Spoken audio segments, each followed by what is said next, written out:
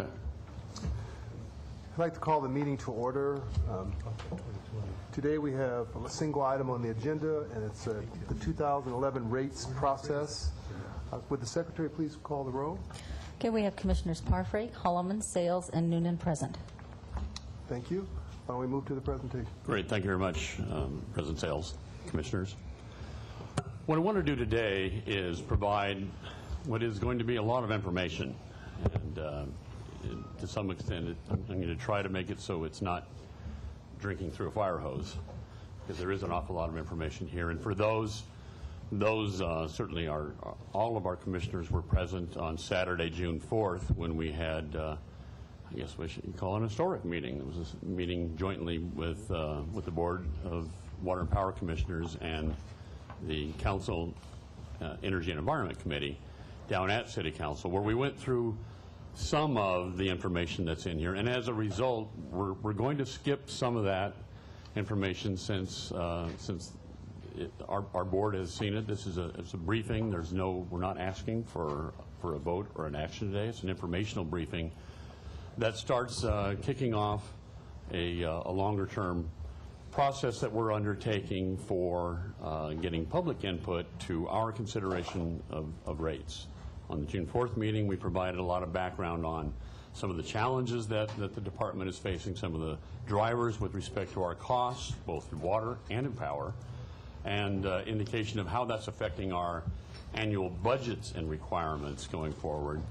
But it took a great deal of time going through that process, and now we're going that next step to talk about what are the rate effects of some of that. And we're going to have here today a precursor of the same plan that we're going to go through in those workshops, public workshops, where we have this overview that I'm going to go through first that provides some of that background, gives a high level with respect to the rate effects, and then we're going to drill in a lot more deeply. So there'll be more detail as we get in, first on the water side and then on the power side, that will give a background of bill effects, effects of different measures that we're doing, and we're going to do this in our public meetings in a way to try to get some information from the public on their preferences on these, and I'll walk through that as we get through there. One of the things I want to point through is that you're going to hear me talk a lot about basic business needs and then strategic investments, and there's two large groupings of the costs that affect our budgets and our rates going forward on that. So we'll kind of segment that and go through that in turn. And I will skip through some of these in terms of the size of our organization and how much water we provide. We went through this for those of you who weren't at the June 4th input. It's in the decks, and I believe, Joe, we have copies, correct? We're handing out copies for those of you who don't have them. Have hard copies of this presentation that you can take with you. It will also be online, and before we're done today, I'll have Joe or others explain to you how you can find this information online as well.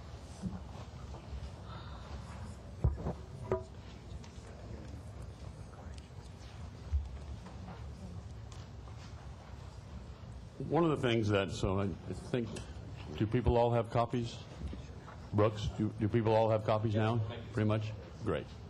Okay. One of the things that we talked briefly about when we got together on June 4th, but I want to, on page 8 of this presentation now, if you have the hard copy, is want to underscore the fact that much of what's driving our costs is not just the department, but it's the water and power industry in general. That there's just a huge transformation, certainly in California, almost globally, and all of those types of changes that are affecting us, and we're going to get into a little bit more here, hit Department of Water and Power even more. We are literally at the epicenter of those types of changes, and they're hitting us fast. Frankly, they're hitting us pretty hard, and they're meaningful and they're long term, but they are meaningful impacts each and every year that we're going to talk about. And again, we discussed this at the June 4 meeting, but on the power side, a lot of what we're dealing with and a lot of what we're going to see in our basic costs are things that are mandated by either law, state laws, or regulations, most of it at the state level on renewable energy, on transitioning out of coal, on establishing a more robust local solar program, dealing with greenhouse gas reduction, dealing with the elimination of once-through ocean water cooling from our gas-fired power plants on the coast, and reducing our air emissions as well. All of these things, which we'll talk about a little bit more in here, all of them are driving our costs up. None of them are items that we can just opt not to do. And one of the main areas, and we're going to talk a fair amount about this, one of the main areas is that over a short 15 years or less, and there's some options on this, we will end up replacing 100% of our coal, which is now almost 40% of our supply, with a combination of energy efficiency, with renewable power, and with more efficient natural gas-fired plants that we are in the process of also replacing. That's a really major change. We're going to replace almost over 70% of our generation here in the coming years, something that took us 80 years to get here, and we're going to replace it all in the order of less than 20 years.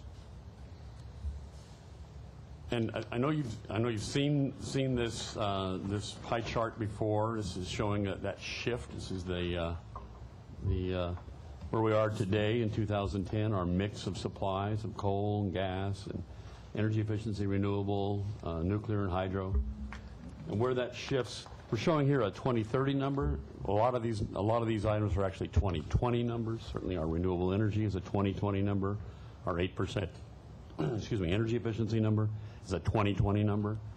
Somewhere, frankly, well before 2030, we're going to be completely out of coal, and we'll have replaced it with this. This is the sort of shift that we're seeing. This is something that's driving a fair amount of our costs. And the water side, again, we talked about this back on the 4th, but this is, I think, important to reinforce. The water side, we're looking at regulatory mandates as well, and those changes are driving a significant portion of our costs. We're cutting out our open reservoirs and removing those or bypassing them or covering them. We're changing our water treatment requirements. We're spending a considerable amount of money that we already have and more in controlling dust on Owens Lake. And by law, one that I think we'll easily make, but one by law that we have to make is to make 20% water conservation and recycling by 2020. All these are legal requirements. And skipping over, I think, in that same sort of pattern that we saw on the power supply, and again, power supply and water supply both are really big pieces of our total cost. So here we're looking at the water version of what we looked at in the power supply. This is on page 14 of your deck if you're looking in the hard copies. Again,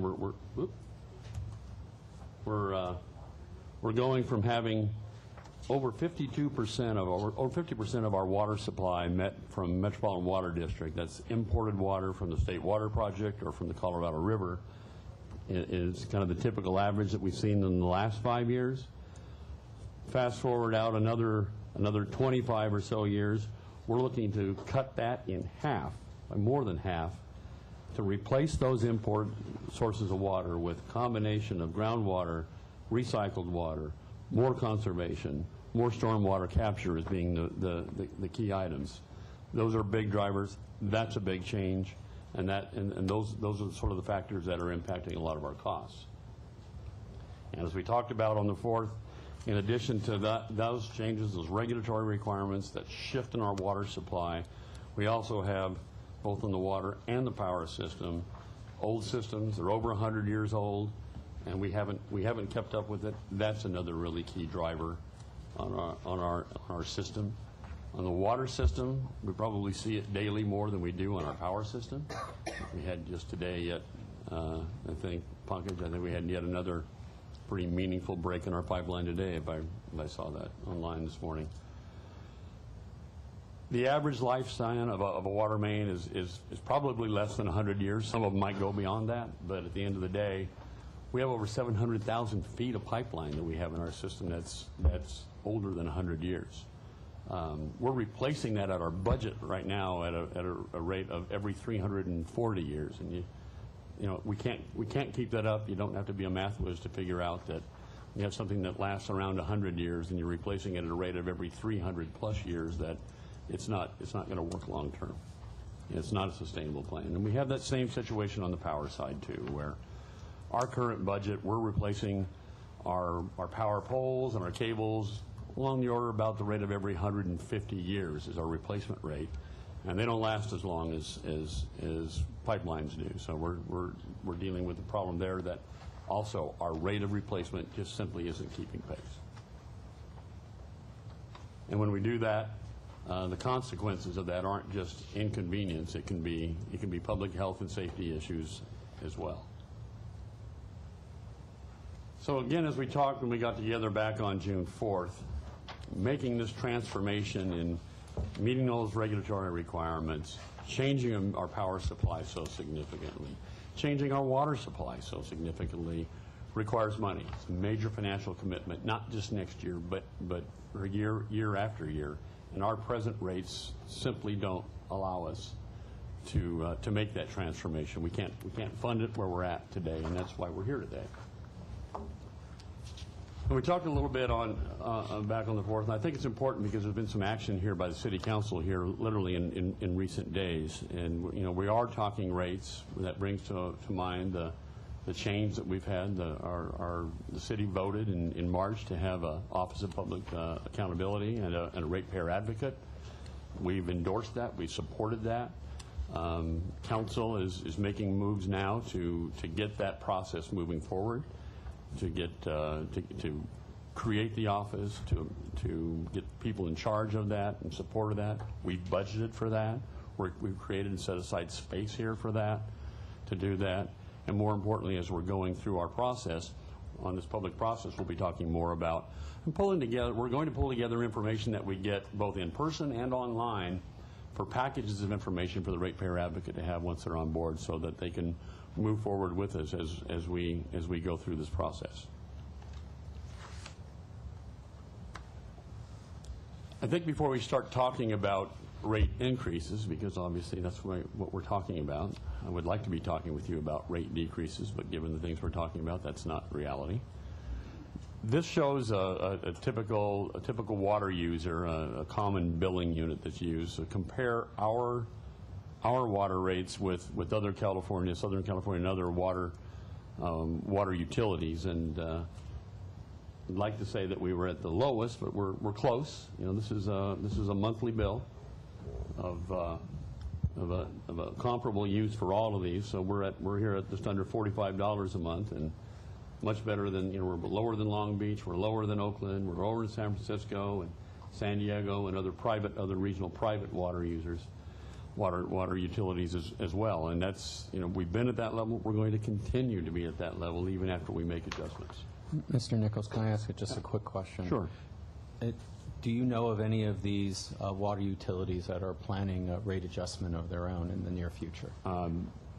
And this will probably go for the next slide as well on the energy side. Yeah, this is a today comparison. It's a snapshot of today. Snapshot of today comparison, and we know that most of these utilities are all looking at increases, and some of them double-digit % increases in their water rates. So they're facing some of these same types. We face, frankly, in some cases, a little more than they do. But as you see when we're talking about it, we will, even after we make adjustments at whatever level we ultimately select from the choices we talk about here, we will continue to be a lower cost provider. And that continues on the power side as well. Here we can say we are the lowest cost provider. And I know that at times I get a lot of questions from this. I get questions from this from the public and stakeholders and the media about, well, gee, I don't believe that. Well, the reality is this is taken by, you know, if you take the average bill and our average use for our average residential customer, and certainly there are some that are more, and we're going to talk about the ones that are more, is 500 kilowatt hours a month. So at that level, you take the rates for these other utilities, and you know, we're down here at an average of $66 a month, and they only go up from there, from even our other fellow public utilities down here of Pasadena and Glendale and Burbank and and Southern California Edison, and then the two other investor-owned, PG&E and San Diego, are much higher still. They are all talking about, going to your question, Commissioner, they all are also out looking at multi-year rate increases as well, and in most cases at levels higher than anything I think that we're going to be talking about doing.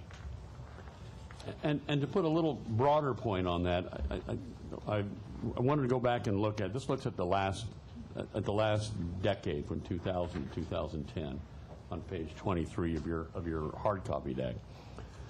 Just the annual retail system cost. So this just takes for total costs per year in each one of those years divided by total volume of energy supplied to your retail customers. On the top line here is all of the other California utilities excluding DWP, so it's everybody else. So this top line is what is that average total cost of per kilowatt hour been for all the customers across the board on average. And this is LADWP, and you can see for years we made very few adjustments. You know, probably could say we probably should have when you take a look at some of the condition of our power infrastructure, but we didn't. And we have increased up in recent years, but had we increased our prices at the same level that all the other utilities in the state did, we would have rates today that are 14% higher than they are today. And you know, are we going up? Yeah, we are, because of some of those things I just talked about some of the changes that we're having to make, both in our power supply changes, fuel cost increases that we've seen, and money that we've been continually put towards reinvesting in our reliability in our system. But we're going along in parallel because all the other utilities are doing that too. The difference is we're continuing to stay below them. And while that may not be a lot of solace when you turn and pay your utility bill, you're paying less than you pay if you were well somewhere else in California. So what I want to talk about, we're going to talk about a lot in this presentation, and is the difference between these two groups or buckets of costs. And we're talking here first about this basic business needs. This is the absolute minimum needs that we have to do, meet the laws, meet the requirements, the amount that we need to collect so that we have an adequate credit rating, because we're going to be issuing a lot of debt going forward to meet our future capital requirements, and to continue a level of investment in both the power and the water infrastructure, but quite frankly, not at levels that we would like to, and we'll be talking more about that. So that's kind of the basic, and my view of this is this is the absolutely have to do type of level and what that means. But that doesn't mean that we're recommending that that's what you do and all you do, because there are things that if we don't do them now, we're going to be paying more in the future, and we're going to be at higher risk of paying even more in the future. And so there's some strategic investments that we need to make that help us on making that energy supply shift better, that help us make that water supply shift on a smoother annual basis, that help us have a more reliable water and power system than we have inherently. And I want to bring back a couple on page 25 and 6 here. I want to talk both water and power. To put something, this is a slide, I would have to say, similar to what we saw on June 4th. We actually realized after the fact that we had forgotten some costs, and I apologize for that. But you know, what this does, it says, here's this year. This is our current fiscal year ending this June, this month, for water. And this is our total annual, you know, we call it revenue requirements, but basically our total annual costs that should go into rates right now. And this is what that grows up to, and this takes capital funding and the city transfer and purchased water and our O&M costs and water conservation and other costs on top of that. And this is what it grows over the next 3 fiscal years based on just meeting those basic system needs that we're talking about. And this other line here, just to try to put this in context, if we kept making used our same rates, the same rates we have today across for all of our mix of customers, and applied that to the volume of water overall that we sell at those rates, that's the amount of revenue that we would recover. So this is the money coming in, this is the money going out. They don't match. They don't match, and that's why we have to do a rate increase. That's just to keep the water flowing. That's just to keep meeting our legal mandates. And the situation is similar on the power side. Again, the same thing. We have our capital funding. I talked about the city transfer on the other. There's not a city transfer on water. There's a city transfer on power only. The purchase power that we do, our O&M costs, our energy efficiency, and other costs that we have in here. Again, about $3.1 billion is what we're paying for all that as customers in total this current year that's just about to end. And that ramps back up to where we get over $3.5 billion just three years out. That's not doing everything that we would like to do or frankly should be doing. That's that basic needs. And again, if we kept those rates at the same rates that we have right now and kept using, which frankly we're planning to use just about the same amount of power because we're still continuing to conserve, you know, that's the revenue coming in, that's the cost. This is the shortfall. And as you can see, it's short today. We're negative today. We're not collecting enough cost and revenue today to pay our costs. We're effectively digging into the piggy bank to pay our operating costs today. So I want to start giving here's a 5-year view, because I think it's important to look at this is not a 1-year issue, a 2-year issue. This is getting an idea of what are just our basic business needs that we're looking at. So here's this year, and this is our mandated items. These are things that we have to do. It's $285 million in 2011, this upcoming next fiscal year, and then we're going to spend over $1.4 billion in the next 5 years, and it's mainly on the water side. It's mainly comprised of the reservoir covers and the bypass of these numbers, the water treatment facilities that we talked about, and our Owens Lake dust mitigation captures most of the total of those numbers. And on the water reliability side, again, there's a pipeline replacement and other infrastructure costs. This shows back in each fiscal year back to 07, 08 up through today, and then the projection going forward on that. This is historically what we spent, and we've been ramping that up every year because we've been trying to get more money into replacing it. You know, frankly, our desire would be to keep ramping that up, but we're not.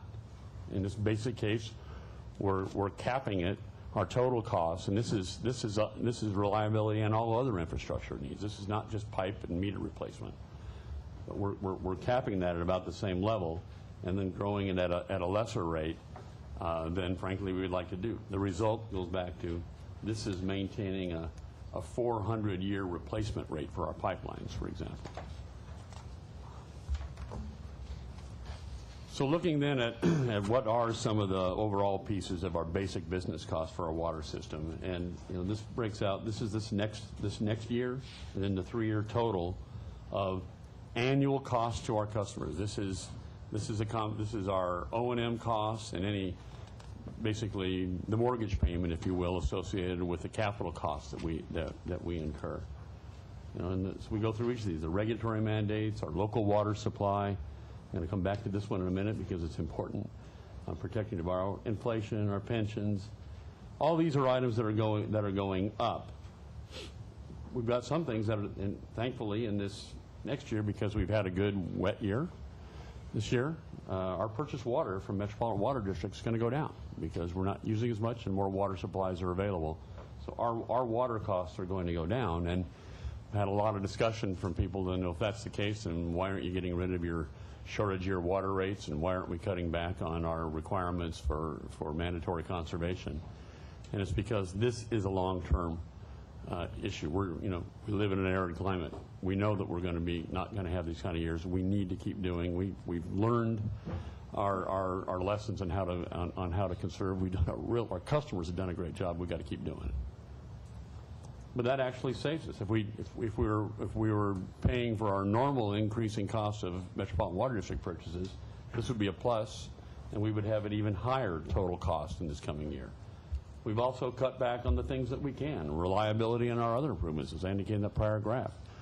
We'd like to spend more, but we actually have some discretion there. So on the basic saying, yeah, we could get by with a year or two of cutting back on that. It means we'll pay more later, but if we want to keep our costs down when the economy's down, we can do that.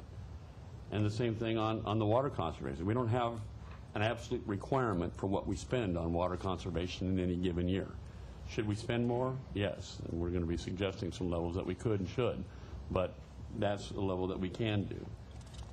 So you look at that in 1 year, it's a $48 million this year. You take all of those going forward, it's about $360 million over the next 3 years, just for those basic costs that we need to cover. The power side is a similar situation. Over the next year, we're looking at mandates of over $600 million. In the next 5 years, about $3.4 billion. That will be, and again, these are just the basic.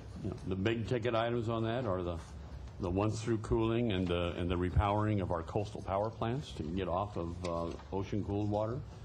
A solar program, combination of our local solar as well as our two 11 megawatt each plants that we're starting, and then other renewable energy that is a little less in this year because we made our 20%. We don't have to get up and ramp up yet, but over the next 5 years we do. So these are the totals that total up to most of those costs going forward.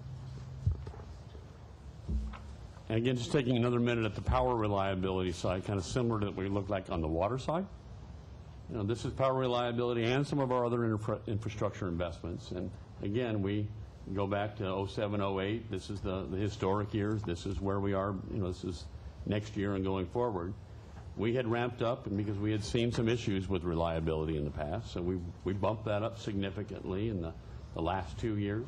We're cutting it back down in this basic case here to about 12% lower than what we were doing, 10 to 12% lower than we were doing before, and not ramping it up at the level. We'd like to be, up at these higher levels. And this is replacement levels that really are not sustainable. And looking at the same types of costs that we're talking about in the power system and the water system, we have, again, the next year and the 3 year, same types of things, the regulatory mandate numbers. This is on page 32 in your books. What we're doing with energy efficiency, we're bumping it up a little bit in the next year, more so in the next 3. Our solar incentive program. You as a board have not yet acted on a solar feed-in tariff. We put the number in here to see what that would be. We'll be talking probably next month for you to take an action on that. This is the near-term start on that and a ramp-up of that. Our fuel prices go up. Let's talk now about this item. There was a big item on the other one. What is protecting ability to borrow? And we'll get into that in a little bit more in a minute.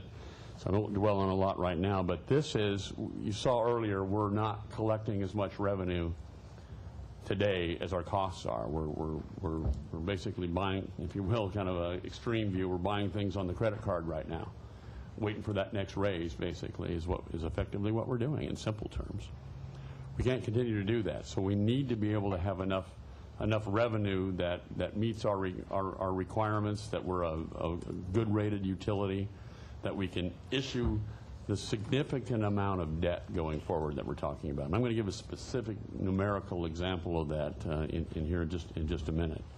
But that's a big ticket item, getting us back up so that we are in a financial position to do the debt financing that we need to do for that. For going back to on that $3.4 billion on the power side and that $1.4 billion on the water side in the next 5 years. So we still have some inflation issues. We do have some pension costs that are going up. That's recovery from the hit that ours, like every other pension plan across the nation, did back when the economy took its dive in 2008. Our pension levels went down. We're underfunded, so we have a 5-year plan, like most pension plans do, to build those fund levels back up, and that will increase our pensions each year until we get up to that level, and a couple of years from now, that starts flattening out. But until then, it's a cost. Our reliability and other, it's down $115 million, a combination of what we're not doing in our reliability and some other things that we're not doing in infrastructure replacement. And in our base case, almost $375 million that we're cutting from what we would have otherwise be planning on doing.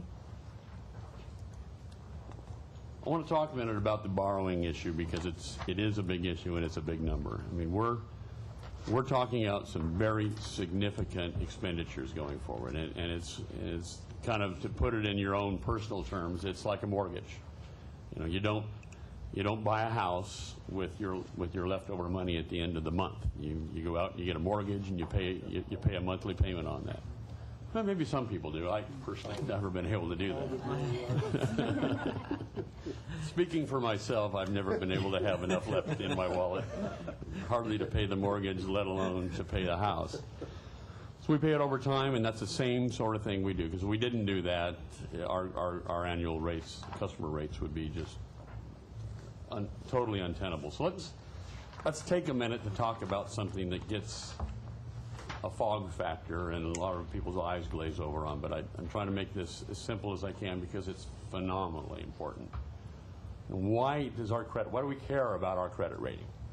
You know, we saw some of these numbers of how much we're investing, you know, over, basically, if you add it all up, and it's what, like in the next 5 years, we're about $6 billion of additional capital investment in bond issuance we're going to be looking at. That's on top of where we already are on that. If we drop our credit rating, just like if you're going to go out and get a mortgage, and your personal financial score is low, you're going to pay more for your interest rate. And it's the same thing for us as a utility. We get rated by bond rating agencies, and they look at our ability to pay. And one of those issues that's incredibly important to them is, just like when you go out to get your mortgage, you've got to show, I can pay for my car, I can pay for my food, I can pay for my utility bill, I can pay for minimum clothing, and I can pay for my mortgage, and I got a cushion on top of that. Well, we're the same way. We pay for our operation and maintenance costs. We pay for our mortgage, our debt service costs, and our fuel and our water and everything else. We have to have a cushion on top of that at a level that makes the rating agencies comfortable that you're a solid credit risk to do that. So just to take a look at this issue here, at our current, basically generally called AA credit rating, is our average end cost of borrowing is about 4.6% today. That comes in with an annual interest cost of about a little over $450 million a year that we pay in interest. And that is we as customers pay that, have to make sure that we have revenue enough to pay that. If we just got a one-notch downgrade, that is, we saw before that we're not even collecting enough revenue to pay for our costs. We need to be above that. And we got it downgraded because we didn't get above that. That rate goes from 4.6 to 5.3. You go, gee, it's a few percentage points. That's not a big deal. Well, it is a big deal because that goes to $526 million as your annual. That's $73 million. That's a 0.7% rate increase in power that you're going to get. And what do we get for that? Zero. We get nothing. The financial community gets the incremental money that we're paying. Our costs are out there. We still have to cover all those costs. Having that $73 million, that's a 7% there. It's a 1.8% rate increase, average rate increase, just to pay because we have a lower credit rating because we weren't collecting enough dollars to do that. Put that in context of something that's kind of important to us. That's over half, that $73 million for which we get nothing but the benefit of paying the banks. That's over half of what we're paying annually in our total annual energy efficiency program. So it's important to us to make sure that we stay on top of that. Ron, what was the total number of borrowings that you did over 5 years? Or is that on the next slide? We're borrowing about $1.5 billion a year over each next 5 years. Okay, thank you. So both on this is water and power combined, just to meet our mandates, just to meet the level of reliability that we're talking about right now. It's $1.5 billion a year, every year for the next 5 years. So that's a whole bunch more than we've been borrowing. All of those things we're talking about, our debt requirements are going up. We can handle it. We can pay that. We're still within allowable capitalization. We try to stay within 60% of our total capitalization being in debt, capital requirements of debt, and we're kind of bumping right at that level when we get out a few years. But we can do that as long as we're recovering sufficient financial revenue to keep that mortgage at that double A rated level. And I just want to remind you that not only have we done these cuts that we've talked about a lot, this $440 million, which actually is probably going to be higher than that, thankfully, because we keep looking at costs. We made some costs in our basic business. That's on top of costs that were made, that cuts were made last year. We know we didn't get our rate adjustment they were looking for last year. And through that, prior to my tenure, there were other programmatic cuts. There were basic cuts, and we cut back funding some renewable energy projects. We cut back our energy efficiency program. We cut our water capital and operations and maintenance costs back. Basic programs of things that we need to do. And then we've cut the others. So we've done over $750 million of cuts in the last, 14 months, roughly, thereabouts, before we get to this point.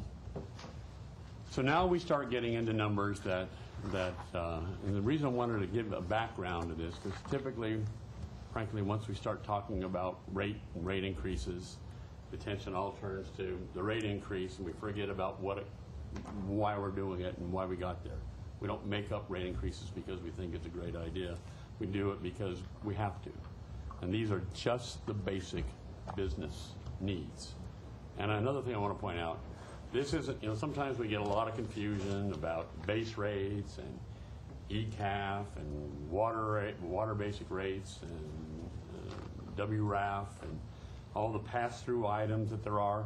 This is everything. This is an all-in. This covers our base. This covers our fuel costs. This covers our purchase power costs. This covers our renewable energy purchases on the power side. On the water side, it covers all of our debt, our O&M, our recycling, our water purchases, our water conservation programs and rebate programs. Is everything. So there's no other hidden cost on top of this that could add to this. I just want to try to be as clear as we can on what that is. And there's another inherent assumption in here that's important, and that is we're showing here the total. This is across the board rate change on a percentage basis. To give you a view, we're going to drill into what it is by customer type, how much water you use, how much power you use, so what it means to your monthly bill, all those things that people have asked about. We're going to provide that information today, and we'll provide it more in detail as we get into our public workshops. But assuming we get a November 1 adjustment in our rates, that it's effective November 1, this is what the rate would be. Frankly, we would like to have had adjustments earlier because we're going negative on our costs each month as we go forward, but we know there's a process and a time frame. So we're looking at this first next year, starting November, all in average about a 4.2% in water and about a 6.0% for power. That means, so we're clear on that. That means no adjustment at all, the same rates as they are right now up until November, and then for the rest of the year the increase to kind of make that catch up, if you will. But I want to look at this because we're not just looking at a year. We're trying to give a view longer out there, and so we're looking at a 3 years. So on average, if you take a look, and we budget for each year, and we can drill into the individual years if someone wants to look at that. But it's an average of 5.1% each year. So to be clear, you add it all up, that means by the end of 3 years, 3 years from now, the end of 3 years from now, it's a little over 15% water rate increase 3 years hence. power, it's a little more than that. It's about 5.6% average. We actually get a little more costly this year. And about a 16.8% by the end of 3 years. Average. Differs by customer type, and we'll be talking about what those differences are in bills as we go forward. Ron, why is the first year for water lower than the average, and the first year for power higher than the average? A great question, and the key on the water side, when we went back and looked at some of those cost increases, we saw some big negatives. That is, we've got purchased water is down in this first year. We know what our water needs are now. We know how much snowpack there is. We know how much, pretty much how much. We know our customers have used less, or have been using less. We know what our water supply is going forward, because we got a great year. We have to assume, could be wrong either way. The next year we have to assume we do all of our longer term planning based on an average year. So we assume in the subsequent year that benefit of not having to pay as much purchase water as we're paying this coming year goes away. That could go either way. We could have another great wet year, hope we do, or we could have a drier year, and that number actually could go up even more than that. The power side, kind of a different story. It comes down to a number of things of costs that we're incurring and things that we have to pay for. That just the kind of the lumpiness of you will is items that we have to pay a little bit more for in that first year, and actually the second year as well. The third year kind of dips down a little bit more to give you that average of that 5.6 over the 3 years. And we can, to the extent people want to drill into that, we can look into every individual year, and we've got the information, and trying to keep it at a level that doesn't drill too far into the weeds today. So this gets back into something that I think we can relate to a little bit more. What's it mean for our monthly bills? And again, keeping in mind, this is just the basic needs. This is just this is not the strategic investments. This is all these basic costs we've been talking about. And terminology gets a little confusing at times, so I want to make sure we know what we're talking about here. These numbers broken out, and this is on page 38, I think, in your books, broken out for water and for power for different customer types. So the typical residential user gets 1,200 cubic feet per month. The higher user is double that, 2,400 cubic feet per month. The small commercial user that uses typically 100 at 100 cubic feet per month. And what this is the 3-year annual average monthly increase. So, what is that? What I mean is for this next fiscal year, that 1,200 cubic foot water user would pay for the basic needs another $2.24 a month, or about half the cost of a gallon of gas, or a little bit more than the price of a mini mart a bottle of water, if you happen to be somebody that buys bottled water, to put that in context. And the next year it would be another $2.24 per month, just so it clears. That's an average of each year, so that would go to $4.48, and then in the third year it would be another $2.24. So it's that average monthly bill that goes up by $2.24 each year on a per month basis. And then you just carry it down. The higher water user, that $2.24 becomes $6.06. Why? Because they're using we have tier 1 and tier 2 rates. You're a higher user, you're going to get some tier 2 water that has a lot higher price per 100 cubic feet. And the small commercial one is going to see $21 a year. And we'll later get on here so you can put this in context. We'll show you what today's monthly rate is. So we'll compare what that is to your monthly rate today for each of these types. On the power side, we've got the average, the typical residential customer in our system is an average about 500 kilowatt hours a month. And they're going to pay a little over $4 a month more, or about the price of a gallon of gas or a latte per month more than they are right now this next year. And then it'll be $8 the next year, and then by the end of 30 years, they're paying $12 a month more. And then we use for the higher user, single family home, it's a residential user, it's a little over $12. And for that small commercial user, they're looking at about another $8.63 because they're on a different rate structure again each year. So that starts putting in perspective what the basic costs are on doing that. So what we wanted to try to do is to give an idea of that increase, where's the money go? So just using, and we could use, and I'm using here the typical water customer, that one that's using the 1,200 cubic feet per month. Remember I said there's that $2.24 a month? Well, where does that go? Well, 24 cents of that goes to meeting those regulatory mandates we talked about earlier. About 13 cents goes to the level of local water supply that's in the basic case. Biggest item on here, $1.12.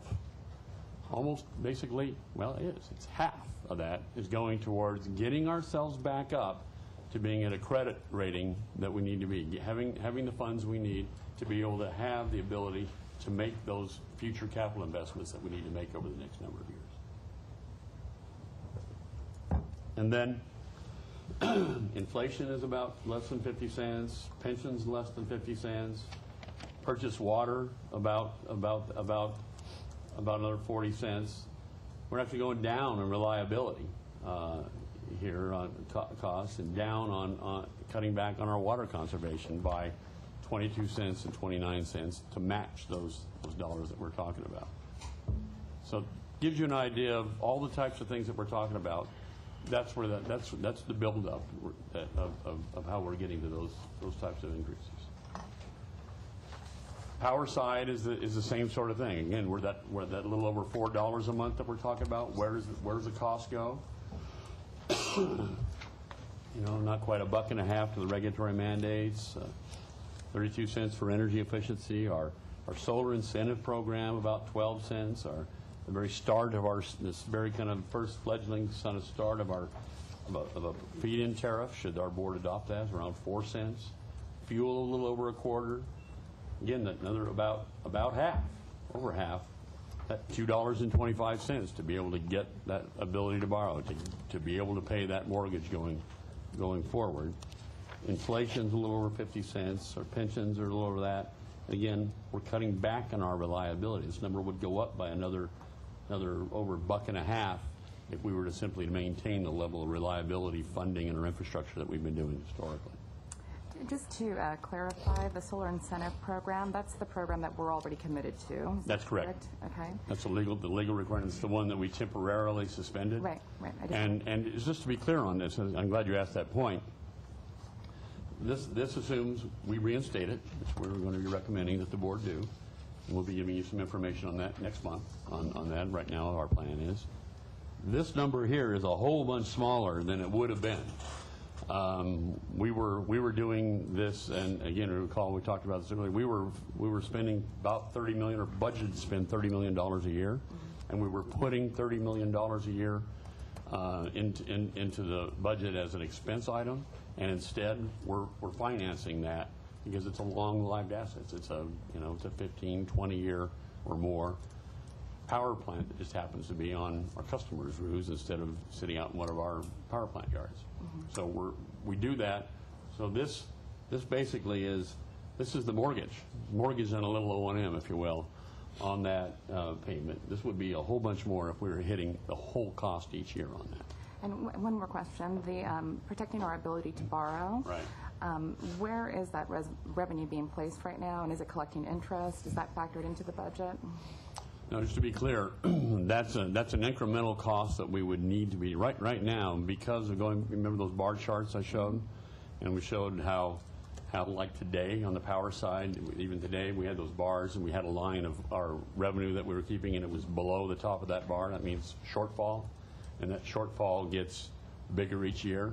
So we have to get enough dollars invested so that we're not only covering that, but we actually have to be above that and show that we've got some cushion.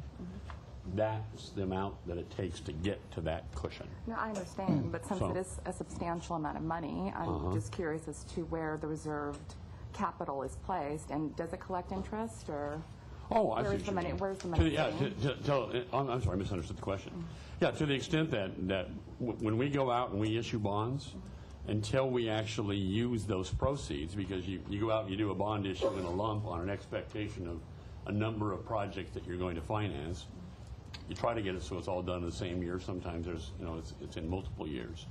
And until such time that you spend those proceeds, you're reinvesting. That's net of reinvesting the unexpended portion of that bond.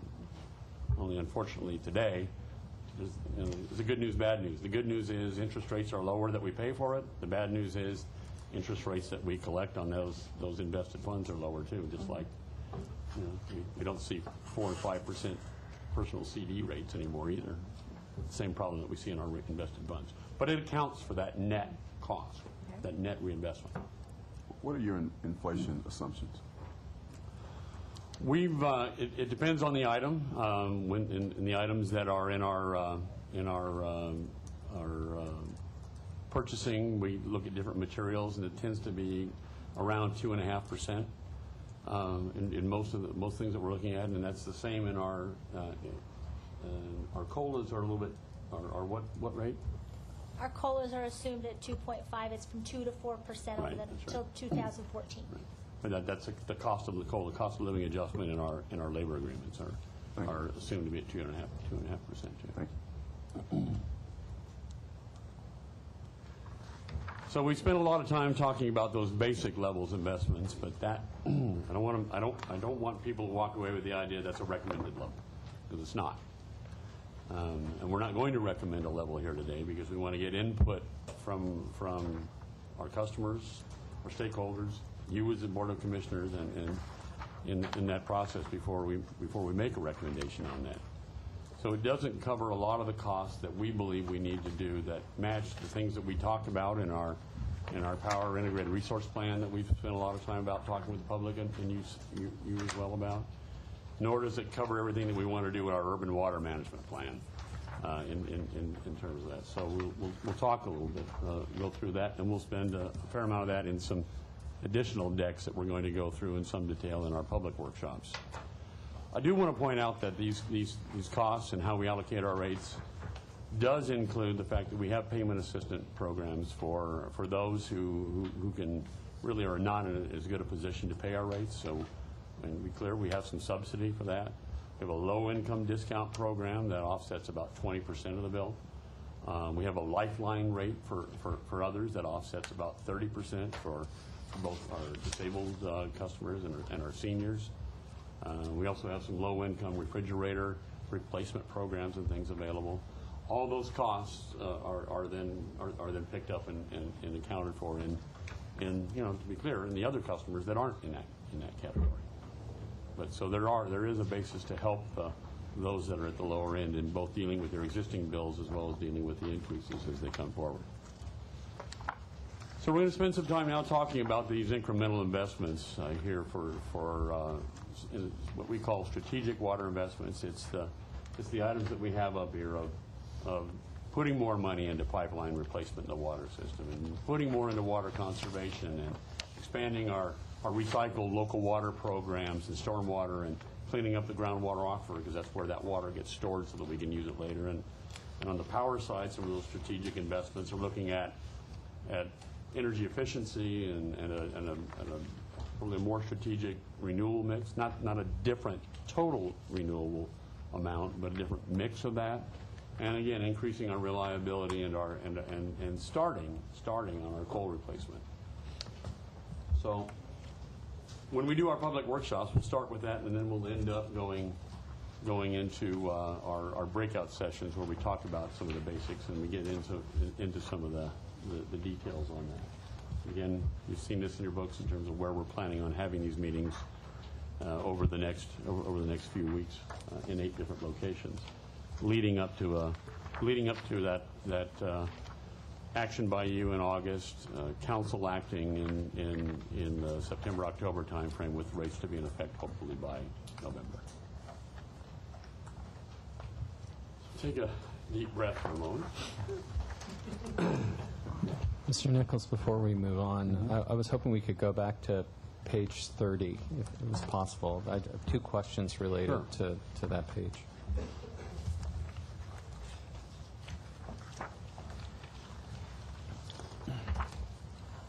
Yep. All right. I'm looking at the 5-year total, the $1.4 billion. Is that trying to capture some costs related to a potential cap-and-trade program, or has that not been factored into that number? It's not been factored in that number from a separate cost, but we basically believe it's factored in inherently in what we're doing, and that is by virtue of us making the investments that we're doing in renewable energy, by making the investments that we're doing in energy conservation, by our efforts, which we only see a piece of as we divest of our Navajo coal plant, we are reducing our carbon levels. In fact, we're below our 1990 carbon levels today. We believe at those levels that we likely won't be in the near term incurring additional carbon costs. That, I guess it depends on how things all sort out. But there is no specific separate carbon cost included in that. In conversations with the public, do you feel it would be helpful to convey how there would be costs incurred in not making certain investments related to the sort of the carbon footprint of the utility? We can talk about that. The challenging thing on that right now is that Air Resources Board is just in the process right now of developing whatever that program might be and what the consequences associated with that be and what future costs of carbon emissions above allowed levels will be. So, we could speculate on those. Is the risk out there if we don't make some of these investments? Probably at some level. Kind of tough to put our arms around exactly near term what that will be. I think we'll get better clarity on that probably in the next year or so as the ARB goes through their implementation of their program. But 5 years hence, I would assume there's some likelihood of being some kind of program in place. Yeah, I think there will be a program in place in terms of what are the consequences of us not making these investments right now, and where would that play and what would that cost. It's a little speculative. It is. The second question I had was in relation to the once-through cooling. So let's say that there was this magic wand and all of a sudden there was no mandate related to that transition, and LADWP was simply repowering these coastal facilities. What would be the delta in the cost difference between the once-through cooling and the repowering itself? I don't know if I have, Aaron, you might have that number at the top of your head. I don't. So the question you're saying is, what's the difference between repowering? Because I know there's a repowering effort underway. Well, there is. Number one, before Aaron answers that, because it's kind of a hard question to answer generically, and that is, in some cases, we wouldn't be repowering some of these plants as soon as we are. We're repowering them. The one thing that we're not going to do is go take an existing plant that is going to be repowered some years, hence, and then convert it over to dry cooling. Only to find that you then go and repower it, 8 years from now or something like that, or 8 years hence from when you're planning on doing. So some of the repowering's happening quicker than the repowering might otherwise have happened. But so I don't know, Aaron, with that, if you can slice and dice that. I mean, number one, I think we talked about it, but you said if you discount that physically from just dispatching power to our city is something that we brought up as a reliability issue, that physically we have to have transmission that transmit power from the east side to the west side and so on to make sure that that schedule works. So putting that aside for a minute, just from a cost perspective, accelerating something that we have billions of dollars of assets by about 10, 12 years.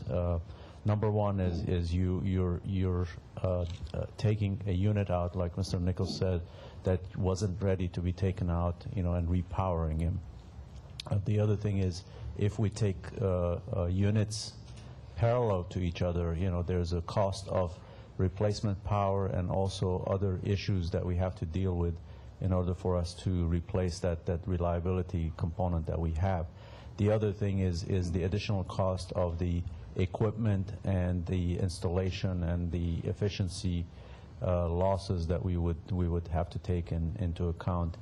Those are all things that we consider, but for this policy issue, we kind of put that aside for a minute and then run the numbers. It's somewhere in the tune of $2.2 billion cost impacts that we would have. For the sake of just understanding the presentation, I'm just trying to tease out what we would normally have in the replacing of the units in terms of repowering, and then what are special costs incurred by the once-through cooling mandate. And so I'm just trying to see the difference there.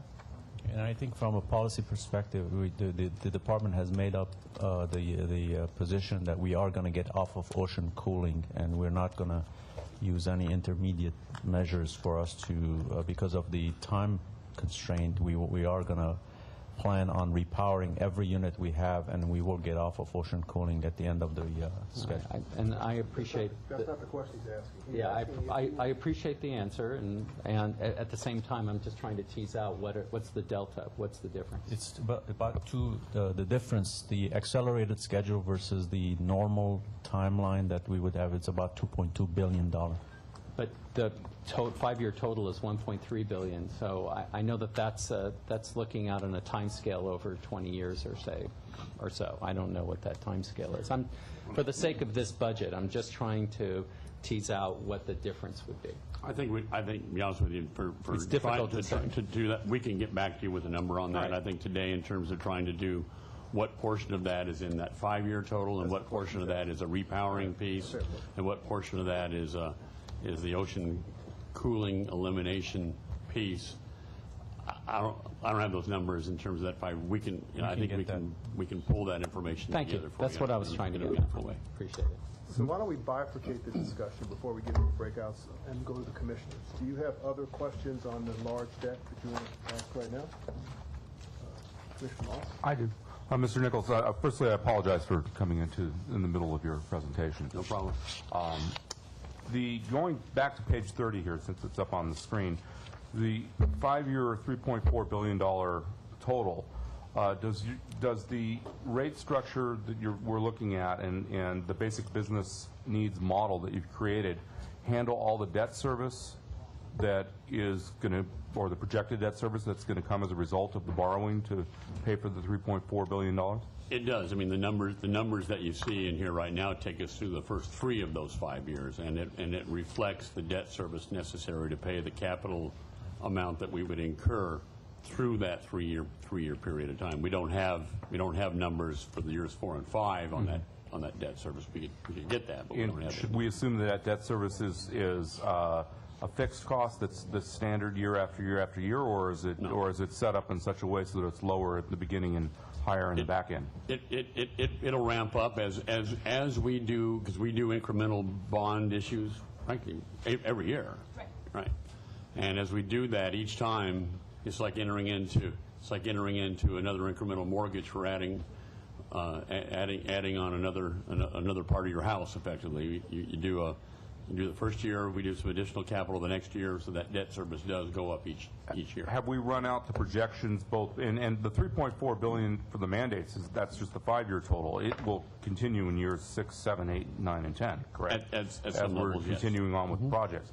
Have we run a projection out 10 years to see what the impacts would be over the course of the next decade? Not at this level of detail. We did, we did as part of our integrated resource plan. We did a longer term view of that.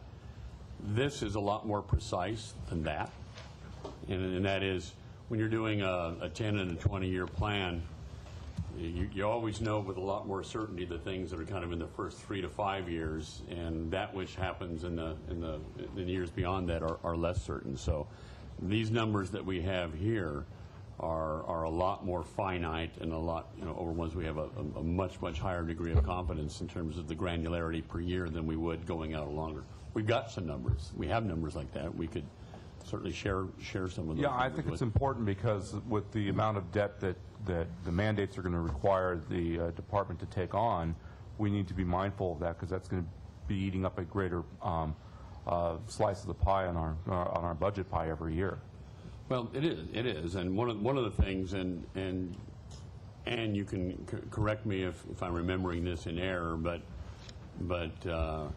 we kind of hit a peak in this 5-year period of time, after which our expectations is we aren't quite growing as much of that level on the power side. I believe that's correct. We do have a 10-year capital plan that we've run, but again, it's not at this level of detail. Okay, well, I think the commissioners would probably, would share with my desire to see that 10-year plan. Glad to do that. Okay. Mr. Moss? That's it for now, thanks. Commissioner Newton? Fine, thank you. Commissioner Holland? No, sir. Commissioner Barfrey? Okay. I have a few. Very good. So on page 11,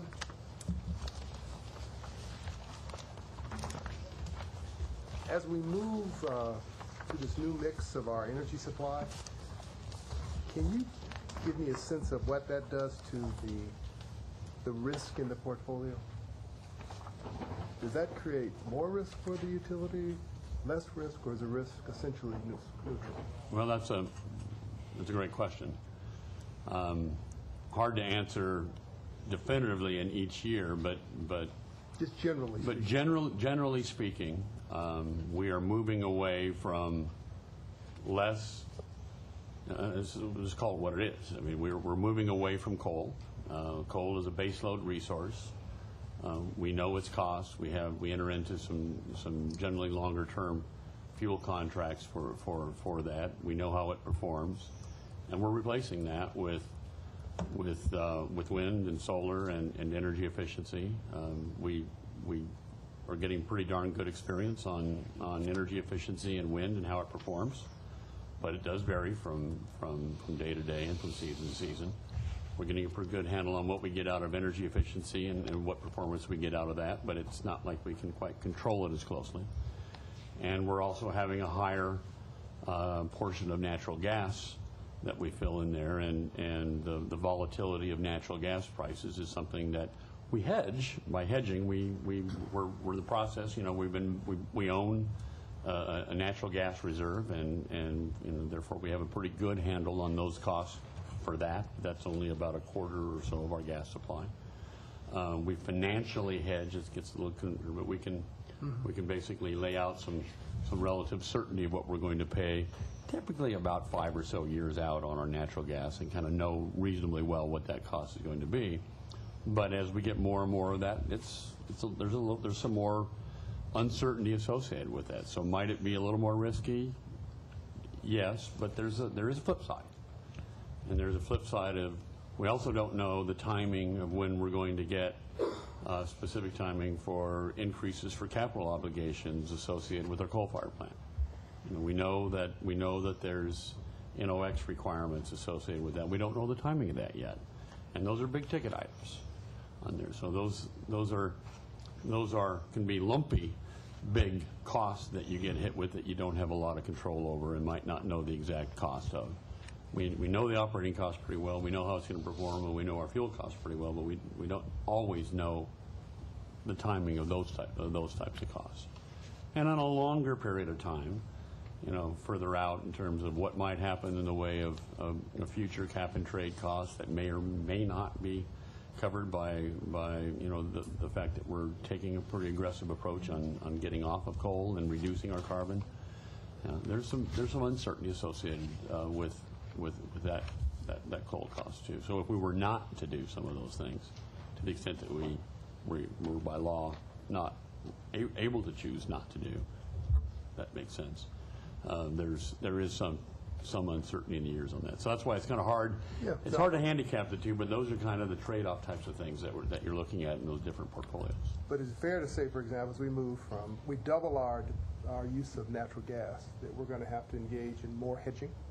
Absolutely. And there's a cost associated with that hedging. And Yes. and there's a risk associated with that hedging. There is. Yeah. And operationally, we do have new risks that we have to mitigate. From the supply perspective, we storage, things that we do now with the fuel, if we have disturbance in the supply chain, that we could ride those disturbances. I mean, gas presents a new risk that we have to hedge against. And if you take away inflation, do you have a sense of what the cost impact will be on the shift? For example, now we're at 13.2, right? What do we think it would be, factoring in inflation, right? As we shift to this new mix in the portfolio. Are all in average costs? Actually, I haven't quite looked at it in that context, Commissioner. So You don't have to answer that, I hate but to I think it's something- hazard a guess, but it's the type of thing that we could certainly pull that information together for you. Okay. And I guess you're looking at it we've kind of addressed that broadly in our an integrated IRP. resource plan when we looked out, and we were talking then about our planned costs going from about 5 to 8% per year for the IRP, which included some of the investments in our transmission system and our reliability improvement programs. But to say what that delta would be between that plan and the other, we actually laid out some of those numbers in the IRP. I just don't have Just those use off my head constant right now. dollars. Yeah. If we had this mix today, what would be the cost? If we took a snapshot today, just the magnitude, it's the blended average of our current 2010 resources about 5 cents. Okay. That will double almost. If I fast forward and I bring the resources that's shown on that pie chart today with the prices that we have, Today's plus we have to include all the risks that are associated with the natural gas curves versus the fuel, the nuclear and the coal and everything else we have today. So we have to, if we blended that in, it will be a future forecast that's different than what I just said. So just fast forward, today's 5 cents is almost going to double. On page 22, And where, just to be clear, you're talking about on the power supply. And the power yeah, that supply. was only the power supply. Yeah. On page 22, where I think it's really important we point out that our rates really are the lowest, right? I was just curious. We have multiple tiers of residential customers, right? We do. Okay. And how many tiers do we have? 3? 2? How many 3 tiers tiers. of residential customers? Yeah, we have 3. 3 tiers. Okay, and does this hold true in all tiers of our residential customers, that we're lower? I think there's one tier where we're not the lowest. Okay. And we could get that data. We put that together as part of our financial information we do for our bonds. And what percentage of our residential customers fall within the lowest tier? We know? Just roughly, is it majority of them? Is it? At least So, 50%. Okay, so the majority of, okay.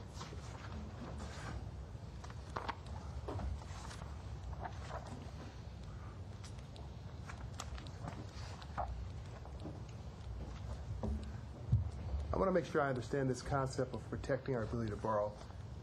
I'm not sure that completely squares my understanding. What it really does, it minimizes our borrowing costs. We can always borrow, right? The question is the cost of borrowing, right?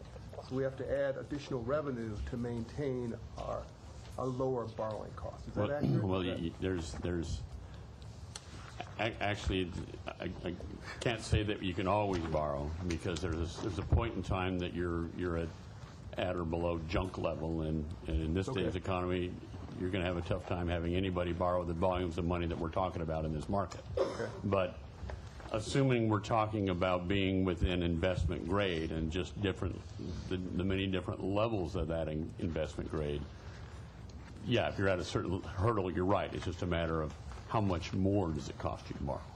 And I can't find the chart now, but I thought we were saying that we were putting in essentially the 1-year cost was $90 million to maintain the borrowing. No, 73 million. No, but we're at $73 million is the cost that goes up if you have a change in your rating, right? But we're putting in $93 million, right, to maintain that borrowing level, right? And you added both the water and the power? No, the power number was Page 32. 32, right? On the power side, right, we want additional revenue of $90 million, right, to protect our borrowing ability. Right. Right. So the choice is either incurring $73 million more in interest costs, right? Or Right. putting in $90 million additional revenue. No, it's not No? that. It's not Doesn't that, work it's that not way. that simple of a choice. Okay? Sorry, I didn't hear you. I think what Well, let me- Commissioner Sales might be asking about is the debt service coverage ratios and how that affects the ability to protect our ability to borrow without getting a credit downgrade. No, my question is not that sophisticated. This is, it's a very simple question. Maybe I don't understand, but the incremental cost of having our rating adjusted is $73 million for each notch we go down. Is that right? And that's based on our variable rate debt. Right now, we have about $1.2 billion on the power side, $300 million and $20 on the water side.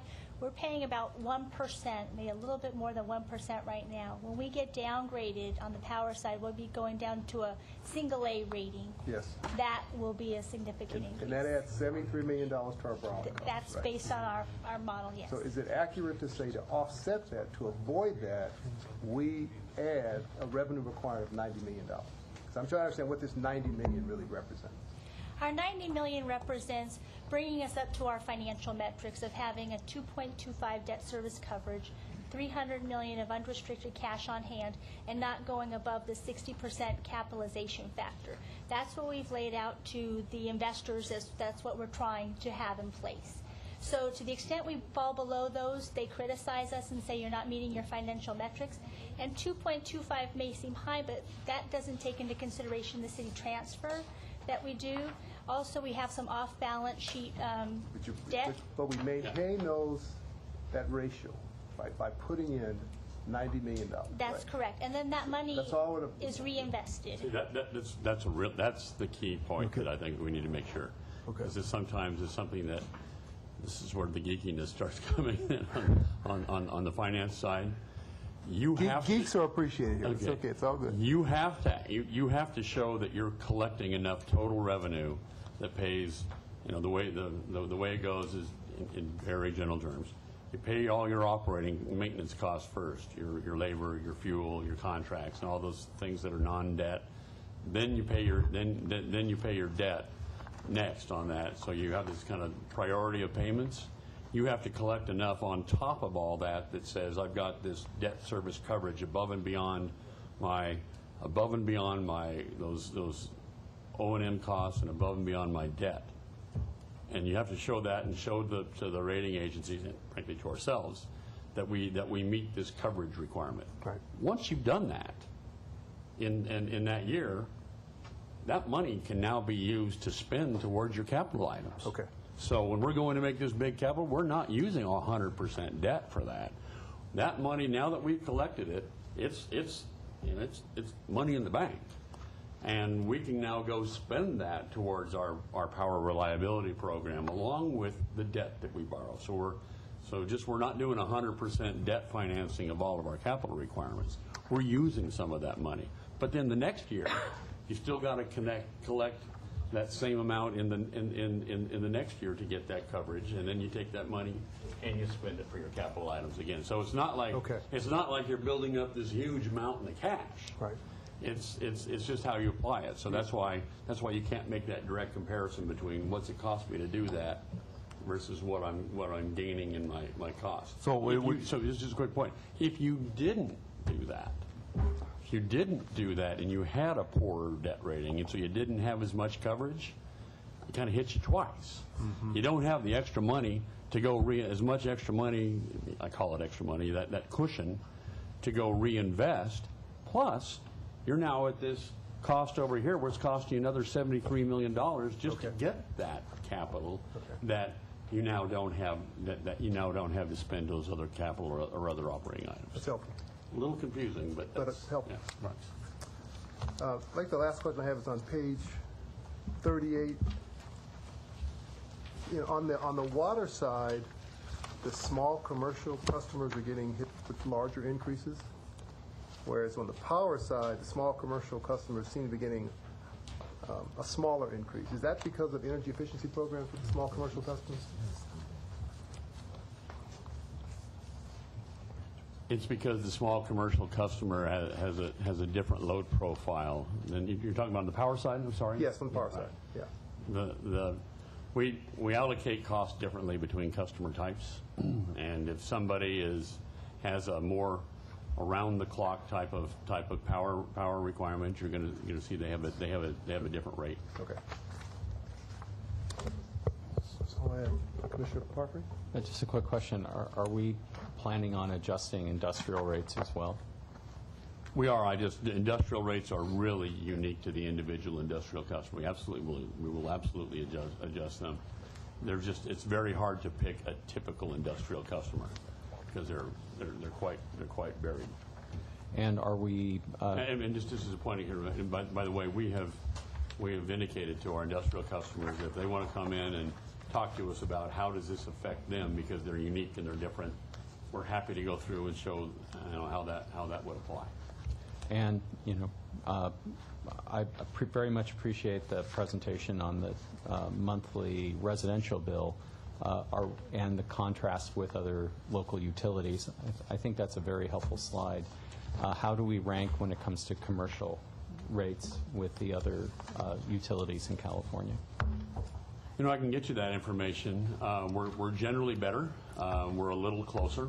The margin is not as good on commercial as it is on the residential customer, but we're still better in almost all We're the better in classes. all except one category, Yeah. and we can get that information we had put together for the bond refunding that we're just going through right now.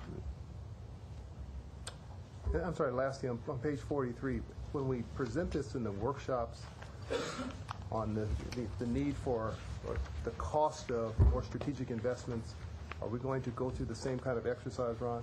Are we going to show what the revenue requirement would be by component here? Yes. Yes, we are. Other questions? And more. And more. Okay. Good. All right. How's your appetite for more detail? Anybody gone to sleep on me yet? Never on you, Ron.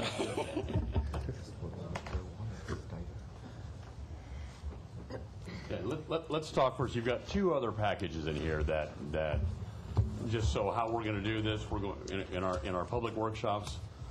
We've gone through this effort in what we kind of call a plenary session, if you kind of put it into a conference sort of analogy. And then we'll do breakouts, and we'll do breakouts on water and on power, and we're going to spend a lot more time than I'm going to spend with you here on these. I promise you. I promise you that I'm not going to spend that much time, and that we will spend more time with our stakeholders and customers. And we'll have a power session and a water session concurrently, and then we'll have another water and a power session concurrently after that, so that people can sit in and drill in on their water questions and issues and get some of this detail and do the same power, so they don't have to pick between the two. So that's why we're going to have like about a good 2.5-hour period of time in which to do this with them on that. So let's talk first about what that water will be, and here we're going to get into breaking out the difference between that we've spent most of our time, virtually all of our time on that last, on the kind of the basic business needs. We're going to talk now about what are the strategic investments, and drill in more into some of the details behind our costs and what that is. And so let's just go to it. On the water side, we've kind of characterized three key areas that are incremental investments above and beyond the basic business case that we just talked about, that we particularly want input from our customers on. And we as a department, I as a general manager, don't want to make those policy decisions on behalf of our customers and our stakeholders, because these are areas where the other stuff I don't basically feel we have discretion. These areas I believe that we do.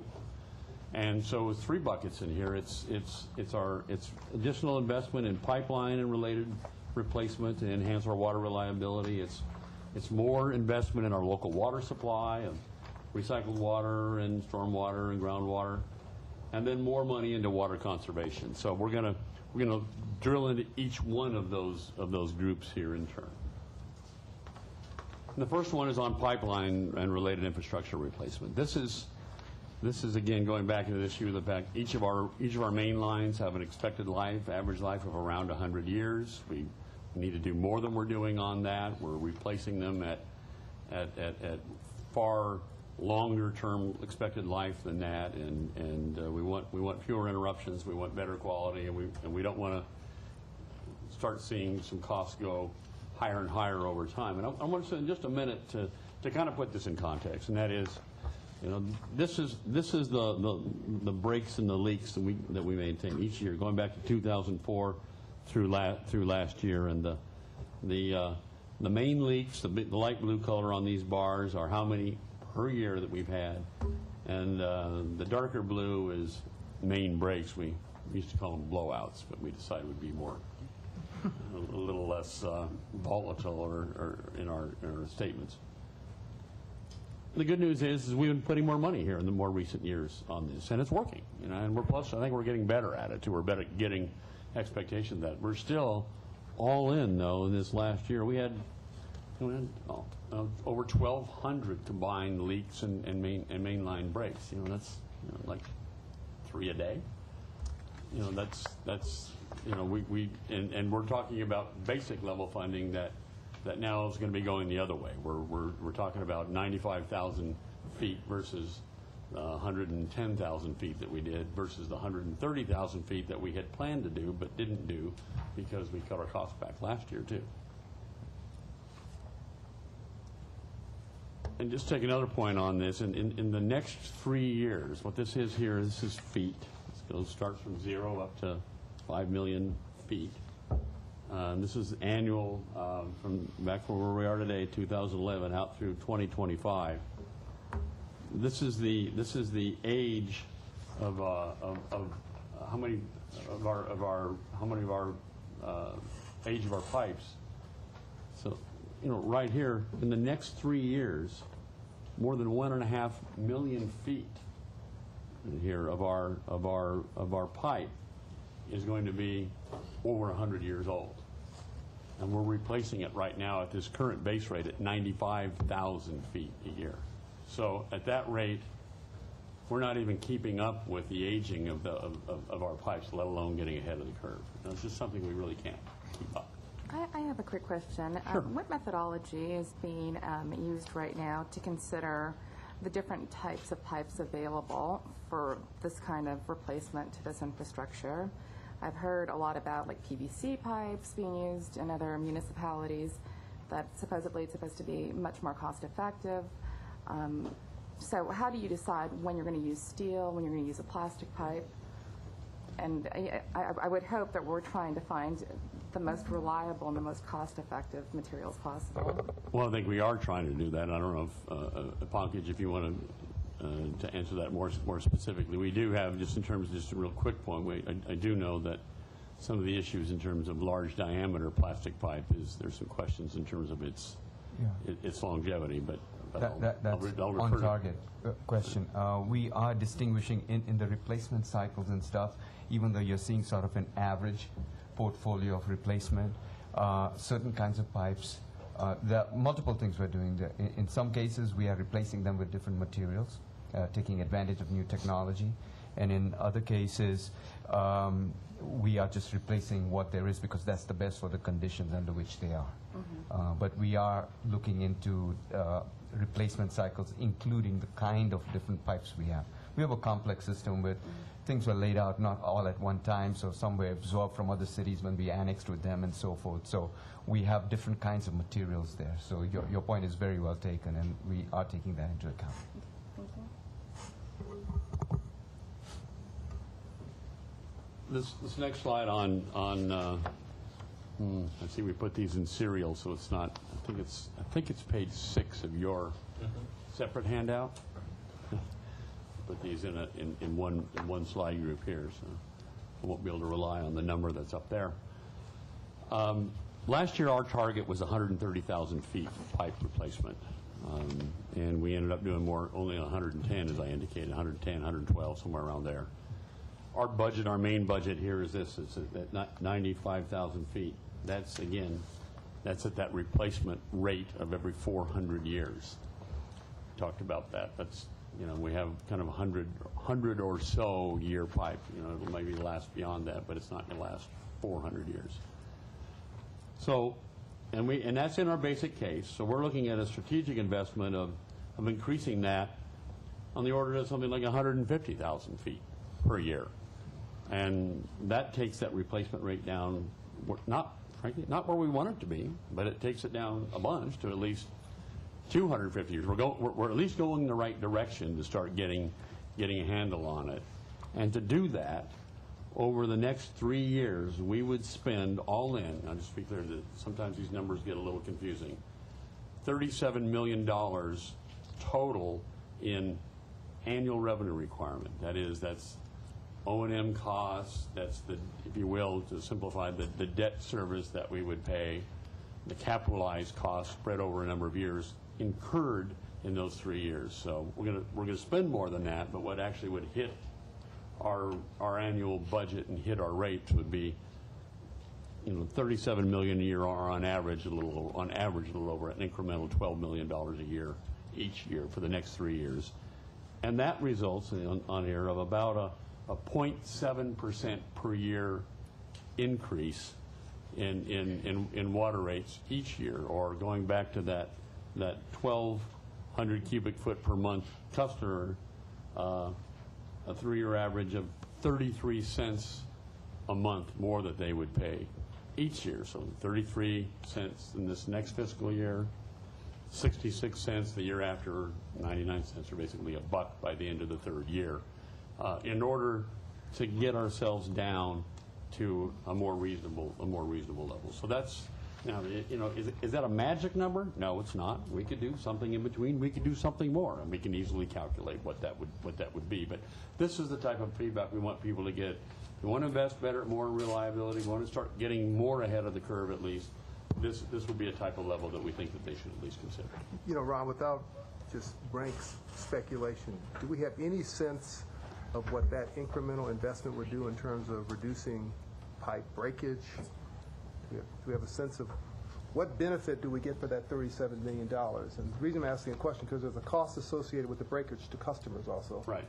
And it'd be nice if we could compare those two costs. Because what we're doing really, by not making the improvements, we're really shifting, we're keeping the cost, right?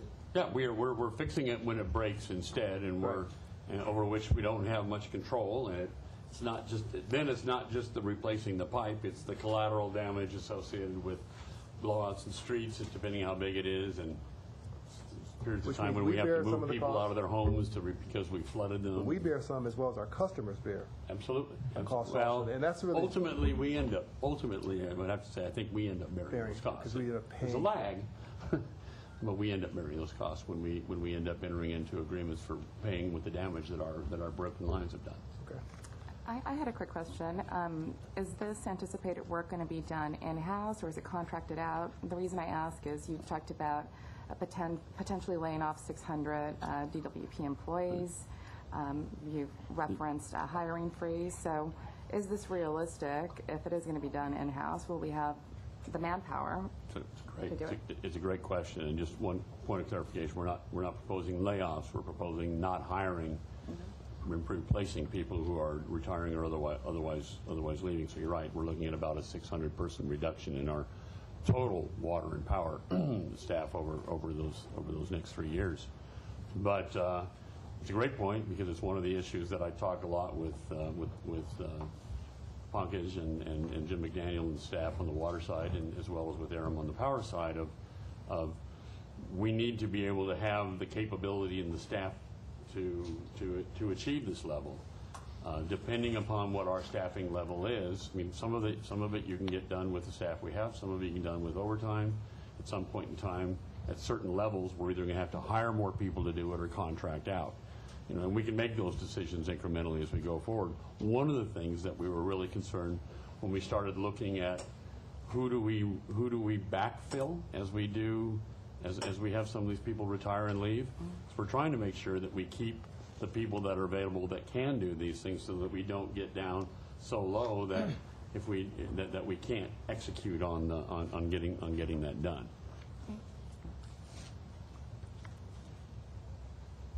So let's keep marching through these different ones. The other group is the local water supply, and here we're talking about a number of investments, and that's kind of the second of the third. So let's just dig into that and a little bit of background on that first. Again, this is going back to that figure you saw before, and this local water supply is making this shift from cutting down our purchased water to having it provided locally with groundwater, recycled water, and stormwater capture on doing that. And this just to give an idea of what is and isn't in our basic needs. So what this is our basic needs. So this is what's in there. It's we're doing so we have recycled water, we have stormwater capture, we have groundwater cleanup, and what's the difference between our basic business case versus our strategic? And the recycled water, it's doing our recycled water plan. It's going forward with our one major industrial recycled water project down the harbor area. It's then just starting a groundwater replenishment plan that's just environmental documentation. We're not doing anything physically on that. By comparison on that, on the strategic investment side, we have another 12 recycled water projects, much smaller than the harbor one, but 12 smaller projects that we aren't doing in the basic case. We would do here, we would move forward on that. And then we would start actually designing our groundwater replenishment plan instead of just doing environmental documentation. So we're moving ahead in that direction to getting things done. And working on as well as working forward on a recycled water project to recharge San Fernando Valley Basin. Stormwater capture, we've got a couple of, we have one stormwater demo project that we would do, and then we would do a stormwater capture master plan that would look more broadly, but nothing else. Whereas in the strategic investment side, we'd make some improvements to our Tahunga spreading grounds so that we can recapture more stormwater and get it into the supply. We'd have our rain garden installation rebate program, and we have a stormwater capture project up in the North Valley. So physically starting to do things in that case. And then the groundwater cleanup, we know that we have issues on contaminated water in San Fernando Valley. That's our underground storage facility, if you will, our underground storage reservoir that we look to get stormwater in and some recycled water in and be able to use groundwater there without it being contaminated. All we would do under the basic business plan over here is just simply do a study on that improvement plan and on our monitoring wells and nothing more. Whereas on this side, we actually start doing groundwater cleanup additions, and we start actual planning and design of facilities there in the next term. That's a longer term plan, but we're starting to move to getting things in the ground and getting it done. Ron, a question for you about the strategic investment plans that you have listed there. Are those plans, initiatives that would be completed within the 3-year process, or are they? Each of these that we're talking about, now some of these are the start of a longer term investment, a multi-year that goes beyond that 3-year period. Mm-hmm. So I'm trying to describe here the things that we would be undertaking, and we're going to get into a couple of these things on some of the stuff on the water and the power side that it's the start of a journey of something that is multi-year, much more than we're talking about in the 3-year period. Which actually, you must have been reading ahead because of that, or reading our minds, because that's really what we're talking about here in the local water supply, and that is, that plan back there was getting to this major shift that we're doing between now and, say, 2034 or 2035 period of time to get to local water. We have to make incremental steps, each step of the way, each year, to keep moving towards that. Once we've done that, according to if you look back at our urban water management plan, the basic is today, basically, we'll get about 18,000 acre feet of recycled water. By 2035, we'd have over 3 times that. We'd have 59,000 acre feet of recycled water. We got no incremental stormwater capture from the investment in here. We'd have 25,000 acre-feet of stormwater by 2035, kind of going back to your point, not the next 3 years. And groundwater cleanup, that in our basic business case, kind of where we are right now, that we'd get 16,000 acre-feet that we would get out of cleaned up water. But we're looking to get by 2035 110,000 acre-feet. Now, we're not going to get there with this next 3 increment, but if we don't start that journey, we're not going to get there, period. So what this is a $30 million over the next 3 years, or an average of $10 million a year that goes into our budget, hits our rates, on top of the basic needs, just to start moving down the pike on those things I just talked about in the earlier page, to start moving towards this goal as opposed to standing still or even maybe actually going backwards. That ends up being about a 0.5% rate increase each year for the next 3 years for the typical the 1,200 cubic foot customer. That converts into about 22 cents per month increase to their bill if we did that $30 million over the next 3 years. So 22 the first year, 44 by the second year, 66 cents by the year, to be able to do this. Just to stay on path with where we want to be. And just to kind of give an example of that here, this shows the difference between the not the annual monies, but just the investments that we would be making. The left lower bars is our basic business need. This is our next fiscal year versus what we would be doing to make overall investments in the strategic. We'd be putting $15 million in strategy, in our strategic investments. We'd be putting in FY12 about $17 million. It keeps jumping up over these next 3 years. That $30 million I'm talking about, or the $10 million per year, that's the annualized cost of that. These are capital investments, and this is the money that I'm talking about per year is the amount that is the mortgage payment, if you will, plus our O&M on that. So let's go to the last of these buckets of the strategic investments, and this is a particularly important one in the water conservation area. And this is to get to a goal of our incremental 22,000 acre-feet of water conservation by 2020, and to continue our programs to get there. And again, it's about over the next 3 years, about a $16 million investment. And just to kind of put that in context on this next page, on page I think 13 in your books, is this is our water use that we've had. This is our population growth over here, and as you can tell, we're really focused on indoor water conservation, and we did well on that, and we still kind of grow a little bit. Now we're worried about outdoor water conservation, so we can start dipping down, which we've done, and we want to continue that, but we want to invest a little bit more than we have in doing that.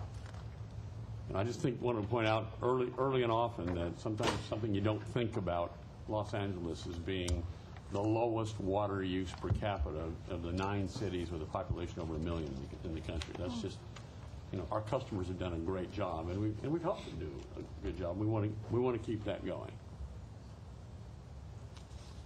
So let's talk about what that means in here. This is again, right now our base plan doesn't get us where we want to go. It's cutting back on what we've been investing. This strategic investment is not only to not cut back, but to do more than what we've been doing. We're cutting our basic costs in the basic case by some $15 million a year. We want to go the other direction. So this brings us back up to that $16 million over the 3 years. So we end up the basic business needs. We've eliminated our residential rebate programs. We have a technical assistance kind of custom program that we use. We eliminate that in our basic case. We've reduced our commercial programs and our turf rebate, and we're putting money into our city park retrofits to get them more water efficient, and those are all cut. We would continue all of those at a better rate going forward if we invested this. The rate increase for that typical customer over average each 3 years about 0.4%. It's 20% a month per year to do that. So, Ron, Ron, if you look at the local water supply cost of $30 million, Yep. we say that's a 22 cents per month or per year impact. Well, it's Or what three-year it comes average. down to, if you take that 30 million and divide it by 3, it's 10 million per year. So that $10 million per year, for each $10 million of But investment. you it use the costs- same math for this slide as well, right? Yep. So then Yep. why does 16 million get you 20 cents and 30 million get you 22 cents? The ratios it doesn't make sense to me.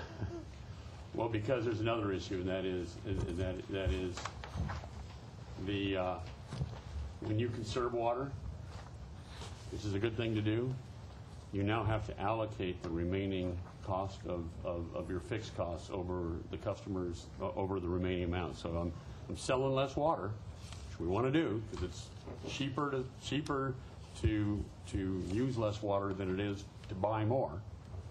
But when you do that, you're now spreading your fixed cost over a lower number. So your denominator is per customer goes up. It gets a little convoluted. I appreciate that.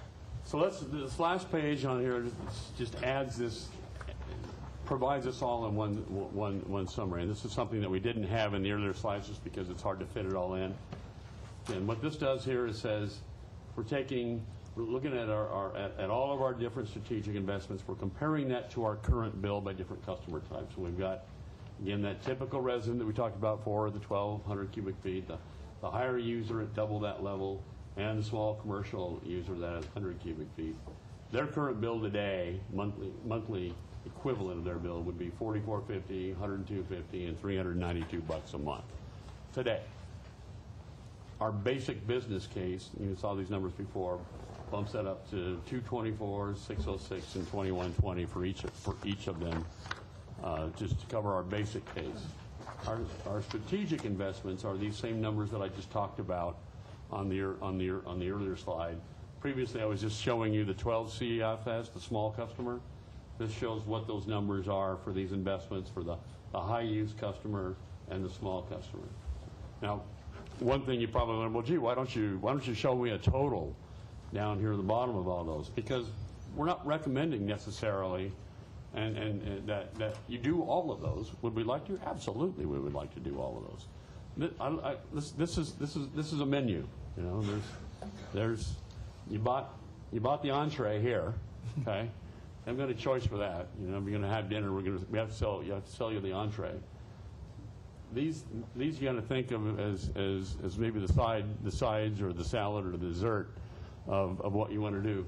Pick, and you don't have to pick exactly these numbers. We want input from people that says, all right, yeah, I really think the conservation is something I'd like to do more of, you know, maybe than the recycled water, or vice versa. Or why don't you put a little bit more in here and less in there if we were going to do something extra? That's the type of feedback that we're looking to get out of these workshops, so we can go back and make a recommendation to you. So some of those sides might actually be healthier for you than the entree. That could very well be healthier than the entree. That's true. That's true. Ron, on the additional revenues on the strategic investments, the additional revenues that the increased rates will generate, Right. are those revenues going to, in your projections, going to go dollar for dollar to pay for those investments in the 3-year period? Or is it a combination of paying directly for the investments plus supporting borrowing to pay for the investment? It's both. It's both. It's both. So there is some potential long-term impact beyond the 3-year period if we start electing some of these strategic investments. Oh, no question about that. Yes, I mean you're making. Yeah, that's a very good point. We make some commitments on any of these things. Our basic business needs are the same thing. We, to the extent that we're using debt financing, a part of that, we're making a commitment to a 20 or a 30-year repayment of those, and those costs continue on as part of our costs, and we factor that in all of these projections, including what the 3-year results are on some of these things. But the good thing is there is a point in our plan. This would come out again when we start looking at the urban water management plan. There's a point where we've made those investments and we're now recouping the benefit of not paying as much MWD water, and you don't have, it's not like you're going to continue making those kinds of investments for 50 years. But yeah, there's continued cost beyond that 3-year period. Now, are any of the strategic investments such that the increased rates could pay for them dollar for dollar without having to resort to borrowing? No. It just doesn't work that way. No, it doesn't work that way. Unfortunately. Before we go on to power, any more questions on this water piece? Because we have a similar piece on power at about that same level. Yeah, same question on, say, local water supply, right? Mm-hmm. The more we utilize our local water supply, the less we have to buy from MWD. That's right? correct. Do we know if we invest this $30 million, right, can we quantify the reduction in our MWD purchases? Or what do we get for that $30 million? It's a wonderful question, which we talk a lot about internally. And it kind of goes back to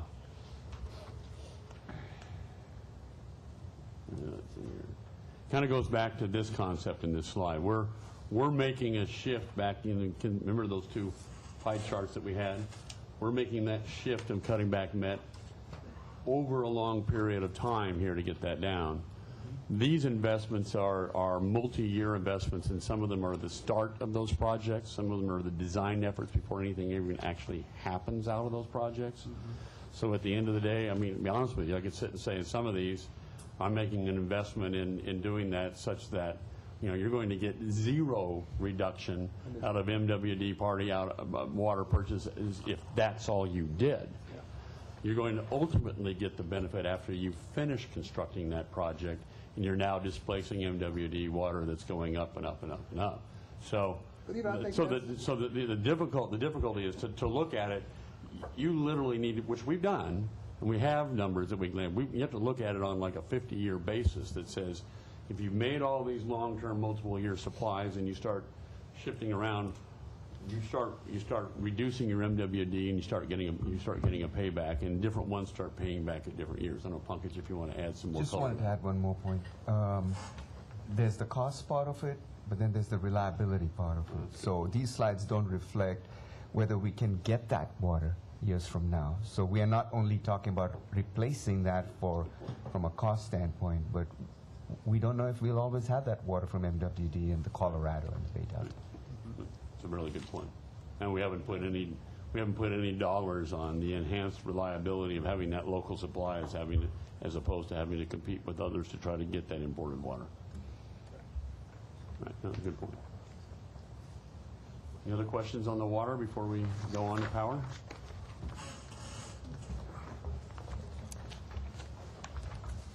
This is the last of your packages, and this is that you'll see that same pattern going forward on power. It's the same comparison of our strategic investments. Here, this is to our basic level. So let's just dig into that. Same type of thing. The only is we have 4 groupings instead of 3 groupings, and really, quite frankly, the first three of which have material effects in our 3-year period. The fourth, which really only starts hitting costs and effects near the literally the last 6 months of that 3-year period. And I'll explain that when we get into it. So it's the energy efficiency. It's a different approach on our energy. Renewable energy portfolio. It's our power reliability, which is the biggest item on here, and then it's our efforts on accelerating our replacement and moving out of coal. And on the energy efficiency side, here we have a number of programs. In the basic case, that we continue our low-income refrigerator. We cut in half our other refrigerator turn-in for non-low income. We continue our consumer rebate program. On the residential side. On the strategic side, we continue that. We actually go 2.5 times on our refrigerator turn-in. We increase our rebate programs, and we start a new residential lighting program with these investments. On the commercial side, on the basic case, we eliminate our refrigeration program. We cut our commercial lighting efficiency. and we continue our other plans that we have here on chillers and such.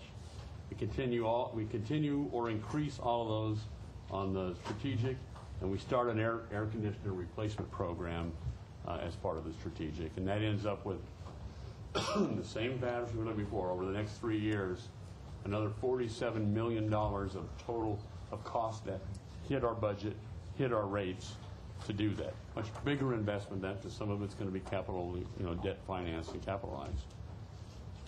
But that, since the power side, we've got more users. That's a 3% per year rate increase to make this shift, or a monthly bill impact of about 20 cents a month for that typical average customer each year. So 20, and then 40, and then 60 cents a month over the next 3-year period of time. And again, going back to the Commissioner Holloman, going back to your earlier question, same issue applies here. That takes into account we're selling less energy, so we have to allocate some of those fixed costs over a lower number of kilowatt hours, and that factor is included in that. But still, pretty minor cost to our customers to get that kind of investment and ability. On the renewable side, our plan right now in the basic case is to rely a fair amount more on kind of market purchases in the near term. That is, we don't make much in the way of investments in new power projects. We do more purchasing of that. So just specifically, as you'll see on page 5 in your handout here, we have more reliance on our market. We do build about 115 megawatts. We defer, 115 megawatts of new wind, solar, and geothermal plants that we would otherwise do in this program. We have our feed-in tariff, that first 10 megawatts of a 75 megawatt program that you haven't acted on yet, but we're recommending that would be included. It includes our Pine Tree solar plant, our Avalon solar plant, and since it's a mandated, it includes our solar incentive program, but it includes that at a higher amount per year than we would have to do. It's 70 megawatts worth. It's about $180 million over the next 3 years, but we finance that. So the cost per year is pretty low. It's the same in each case. So the real difference here is just simply not deferring these plants and not relying as much on market purchases. Long term, we think it's a good idea, because you build the plants, you know what they cost, they're in, you get the benefit of those plants, you know what their costs are going forward. Whereas if you don't build those plants, you rely more on the market near term. You're going to have to rely on the market again, or be looking at the prospect in the future of paying more for those power plants because you're competing with everybody else that's trying to ramp up to the 33%. So, aren't you making some fairly difficult assumptions about how the market's likely to develop? We are on that, but we have pretty good experience right now. Okay. On what's out there in the market and what we're seeing. We've been regularly in the market the last few years. We just finished a collaborative solicitation with the Southern California Public Power Agency on their efforts, authority on their efforts, and they received some 200 responses to our solicitation for renewable energy. So we kind of know what's there. We know how that's tracked in the future. We know what we can pick from that to get there, and that's kind of before everybody's starting to ramp up to get to this next level. Our expectations are that, yeah, there's some estimate on that it might go higher, yeah, but it is a demand and supply issue, and as everybody else now is going to go up to 33%, it's going to get a tighter market. We hope that technology gets cheaper, but whether technology gets less expensive before demand catches up with it, hard to say. So it's just a lower risk long-term risk position, but it costs us more in the near term to do this. Mm-hmm. Yes. It's my understanding that the manufacturing of solar panels has allowed for the prices of solar panels to go down substantially. I was just curious, what kind of decrease has this proven for our anticipated projects relating to solar energy? Is it substantial? Well, it's a great question. We certainly are seeing the price of photovoltaic units coming down. They've been coming down. I think we presented some cost curves on the past. In the last couple of years, they've gone down. They've gone down even more. Those cost savings aren't always necessarily being passed on to the consumer that buys them, frankly. But that's a whole longer topic. We're anticipating that over time we will continue to see those panel costs come down, and that solar will get less and less expensive over time. So what we're trying to do is we want to be part of the market that helps create the demand for getting some efficiencies of scale, so those costs do come down. But we don't want to overbuy too soon, and such that we don't get the benefit of those lower costs in the future. And we're going to monitor that every year and kind of see what the market looks like and what our buy should be on that. Ron, could you elaborate on what some of the new wind, solar, and geothermal projects would be if we go for the additional $110 million, and when would they be coming online? Sure. I don't know, Aaron, do you want to? so I can find, but you probably have very probably briefly. closer to it than I am. Just in general, we have the RFP that we put out, so we solicit projects that come into our queue, and then from there we start sorting it through, and then we're going to have a workshop specifically on that topic to show you how we prioritize, based on our system transmission and delivery methods that we have. So we have several projects that, without talking specifics on locations, basically they're in the corridors that we currently have on our transmission lines, and we last board meeting this board approved the transmission from the Salton Sea, so we're looking in that area. We're looking at the Tehachapis. We're also looking at some wind resources in the Utah under the DC corridor. So based on those filters that we put through as far as the fit and the price of how these projects come in, we'll pick up the megawatts that we determined that we need to procure in that. So the goal is 115? 115. And when do you think they would start coming online? As soon we have given Mr. Nichols the schedule of the decision making that we have to go through. So we've stacked them based on some priorities we have on gas procurement versus wind and so on. So we have a detailed schedule. We can share that with you.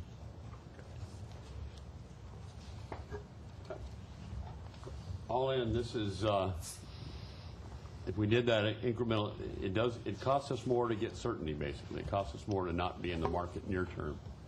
Over the next 3 years, about $110 million, or about a 0.8% increase each year for the next 3 years, or about 50-60 cents a month each year for that typical residential customer on doing that. And just to kind of give you a feel for what that looks like, this is the next couple fiscal years on that, and this is millions of dollars. So this is our basic business needs if we just did the more of a market reliance, and this is the incremental, that kind of how that shape of that 110 million incremental is to get to that higher level of investment. The next one is kind of is the biggest of the group in terms of potential investment. And this is putting more into our power reliability side. And this is, this kind of gives you where we are. This looks at this is a measure of our performance over the last decade or so of the frequency of interruptions. That is, so we're kind of at a point where about average customer gets one interruption a year. Duration is kind of stabilized. The duration of those is going up to about 2 hours each time on average. What that is, that's starting to creep back up again. So if we don't put those dollars in that's the sort of thing that we're looking at. I'm actually not going to spend time on this slide other than just to tell you the bottom line of it, because it would take a fair amount of discussion. I sense that people are hearing quite a bit, but all in, this is just looking at our polls, and this is the time over a period of time. There's a big bunch of polls that came in the 50s our population growth is going up, and the poles that we've installed going down, but they're getting older, much older, and we're not replacing them at the rate that we should. So when we look at our base case, we saw this in that overall deck before. This is the amount per year that we're looking in reliability and other infrastructure. This dark green is what we're doing in our base case. This increment above is what we would do on top of that. So going back to, I think it's page 11 in your deck, this kind of tells us what this does. We're talking about this is a big number, an additional almost $320 million over the next 3 years that we would spend, because these are big investments and important investments. But right now we're replacing, in the basic case, about 2,100 poles a year, and that has a life of about 145-year replacement.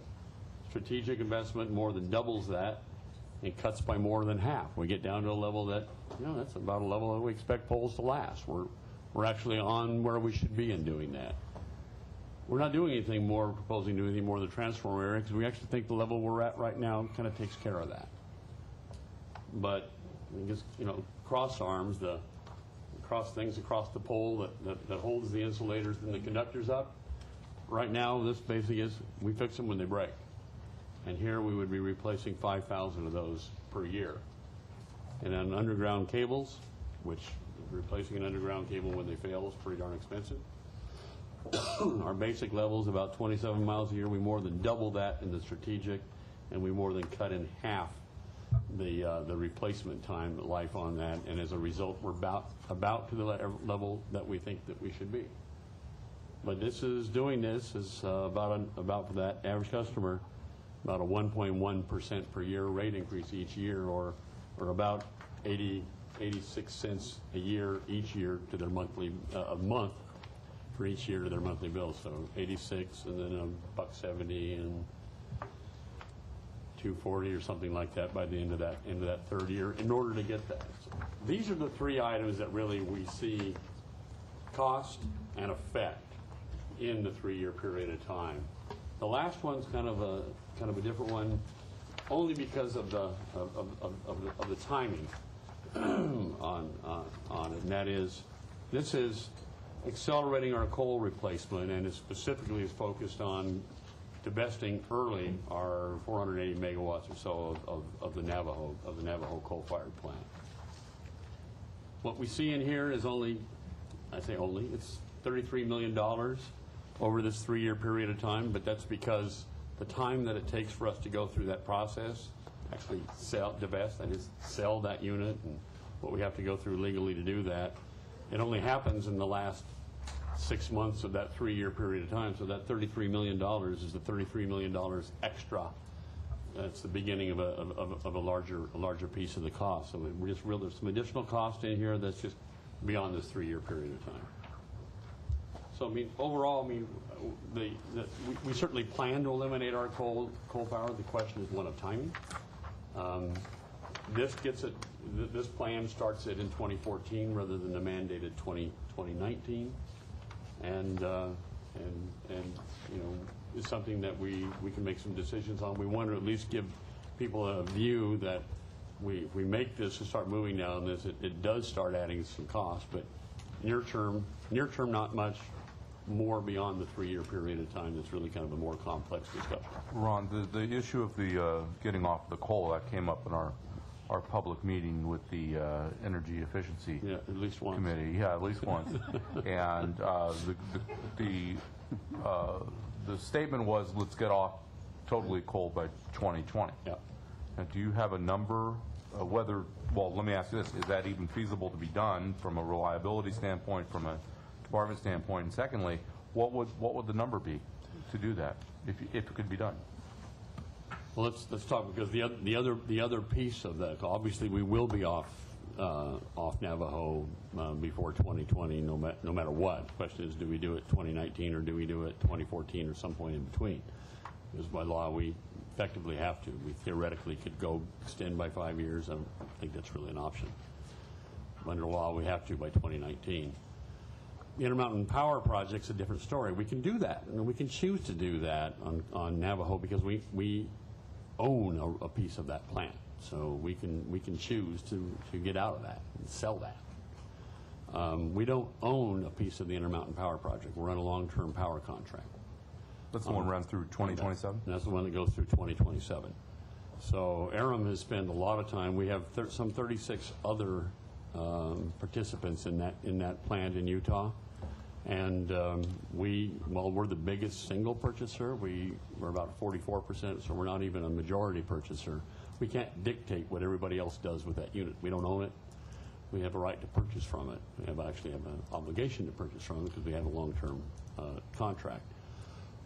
Aram has been spending a lot of time with the other owners to take a look at, what are our long-term options, and in terms of replacing that, certainly at 2027, because we know we have to, as do the other California participants and purchasers from that plant. And so looking at what we would replace that with at a minimum then, and then looking at what might be the options of replacing that earlier, because it's something we would have to do collaboratively with all those other owners to make it all those other participants and purchasers, and not just ourselves. So it's a harder decision. So is it possible to get off by 2020? Well, if all of the other participants, or the majority of those other participants, wanted to do that and replace it with something else, yes, it could. I guess, could we simply pay for the balance of that contract and take no energy out of it for the balance? I guess theoretically we could do that. It would be a pretty ugly number. But so we're about that one. We can move forward on Navajo, and we're just going to be making decisions as to how much quickly than we need to. The other, we just have to work and are continuing to work with those other participants. Aram, I don't know if you want to add a little more color to that. So I think Mr. Nichols, it's a take or pay contract till 2027, and we have bonds that will mature, will be paid off by 2022, 2023 time period. So we have an obligation to go through, and it's LA being the operating agent.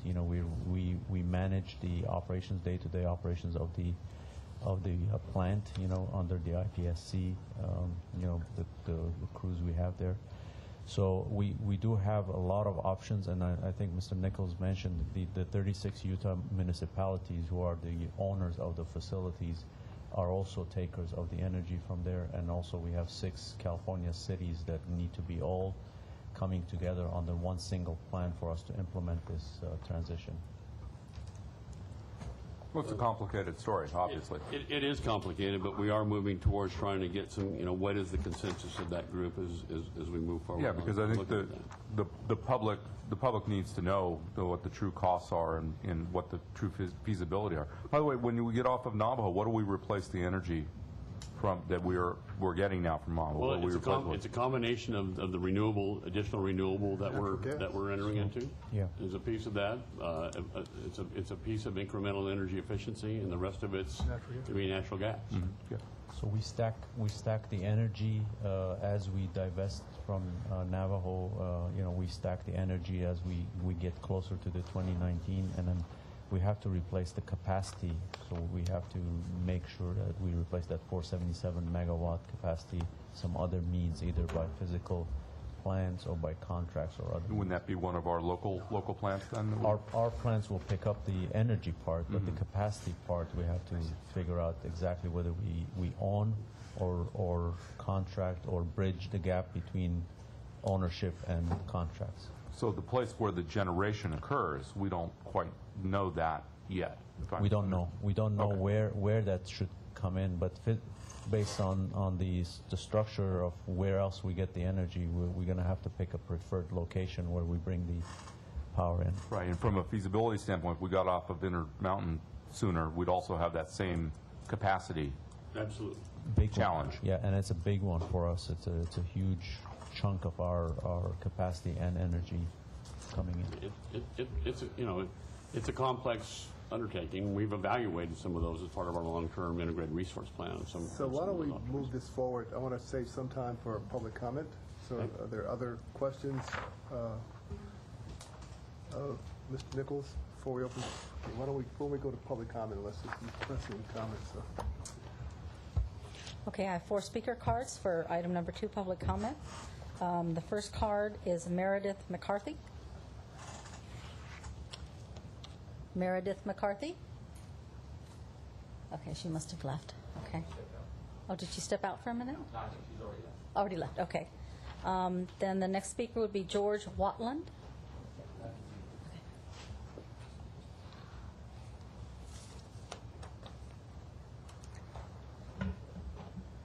Yeah, good afternoon. My name is George Watland. I'm with the Sierra Club Angeles chapter. I wanted to thank the board and Mr. Nichols for the time this afternoon. I'm working with our water conservation initiatives across Los Angeles County, Los Angeles City. I have input from our water committee and other activists with the Sierra Club that are concerned about pursuing further water conservation. And I had a couple of points to make. Mr. Nichols has done a great job of demonstrating what the potential is with strategic initiative. And the basic plan identifies continuation of essentially what's occurring now. Strategic initiative addresses a future scenario that I think needs to be considered in terms of greater urgency. Right now, the option appeared to be that for 3 years perhaps we can postpone the type of investments that had been described in the strategic initiative. The strategic initiative helps improve the health of our local water supply, helps to ensure that the reliability and availability of water becomes more of a local control rather than depending on imported water supplies with conditions outside of our control, and expenditures for conservation activities that would drive additional jobs and green economy factors that would have economic impact that were not addressed here. The status quo continues, sending money outside of the watershed, outside of the city, to entities that help support the strategy of use of imported water. What I would like to suggest is that one of the charts showed our 25-year history. And for most of those 25 years, LA City and LA DWP have demonstrated good results with water conservation, both for improving indoor efficiency and addressing outdoor requirements. From 2006, however, through 2010, we went through a phase where climate factors, or at least weather factors, changes to the Colorado River Basin supplies, and changes to the State Water Project availability put us in a position for 4 years where water supply needed to be managed with conservation programs that included restrictions on water use. Could you wrap up your remarks, please? Yes. So if you take those 4 years and stretch them out over the next 20 years, we're in a position to envision the impact of changes in those same supplies that were outlined in Mr. Nichols' chart for the next 20 years. We've just lived through a 4-year scenario. We need to apply those lessons learned to create new conservation measures to fill the gap between where we are now and the additional challenges in the next 20 years. So we support increased water conservation and increased supply, increased investment in local supply to mitigate those factors. Thank you. Okay, the next speaker is Connor Everett, and after that, Evan Gillespie. I think Connor left. Connor Everett, okay, he left, all right. The next speaker then is Evan Gillespie, and after that, Jeffrey Bruce. Okay. Thanks for your time, and thanks for the presentation. Appreciate the opportunity to comment. You know, it's funny, a lot of my comments have already been, that I had prepared, have already been taken by the board and the general manager. So let me just say, the presentation today was, frankly, a breath of fresh air. We've been asking for this level of detail for years, particularly not just what is the conversation, the decision that we're about to make mean for rates, but specifically how is it going to impact customer bills. So ultimately, I think there are very few people in the city who understand what our rates look like, but everybody knows what the size of the check that they write to the Department of Water and Power. And so just having that level of information is fantastic. Really appreciate it. I thought that there were 2 comments raised by the commissioners here that were spot on. First off, Commissioner Sales, just what is our risk in the long term from any decision we make. And ultimately, the goal of an integrated resource plan, the goal of these long-term investment plans should be to mitigate risk over the long run, so that we don't find ourselves looking at what do we do in the next year or in the next month to keep costs down, so that we're not coming back to the table again and again, but that we're actually putting ourselves on a long-term plan towards financial and environmental sustainability. So looking ahead to the next 10 years, we really, really fundamentally believe that the cost of clean energy, I mean, it's a fact, the cost of clean energy is coming down, the cost of fossil fuels is going up. And we hired a consultant to take a look at the integrated resource plan to look at what is driving risk in the long run for the department. And a lot of that is associated, frankly, with our fossil fuel contracts and with our coal dependency. I have a copy of the report and a cover letter for each of the commissioners. Be happy to share that with you.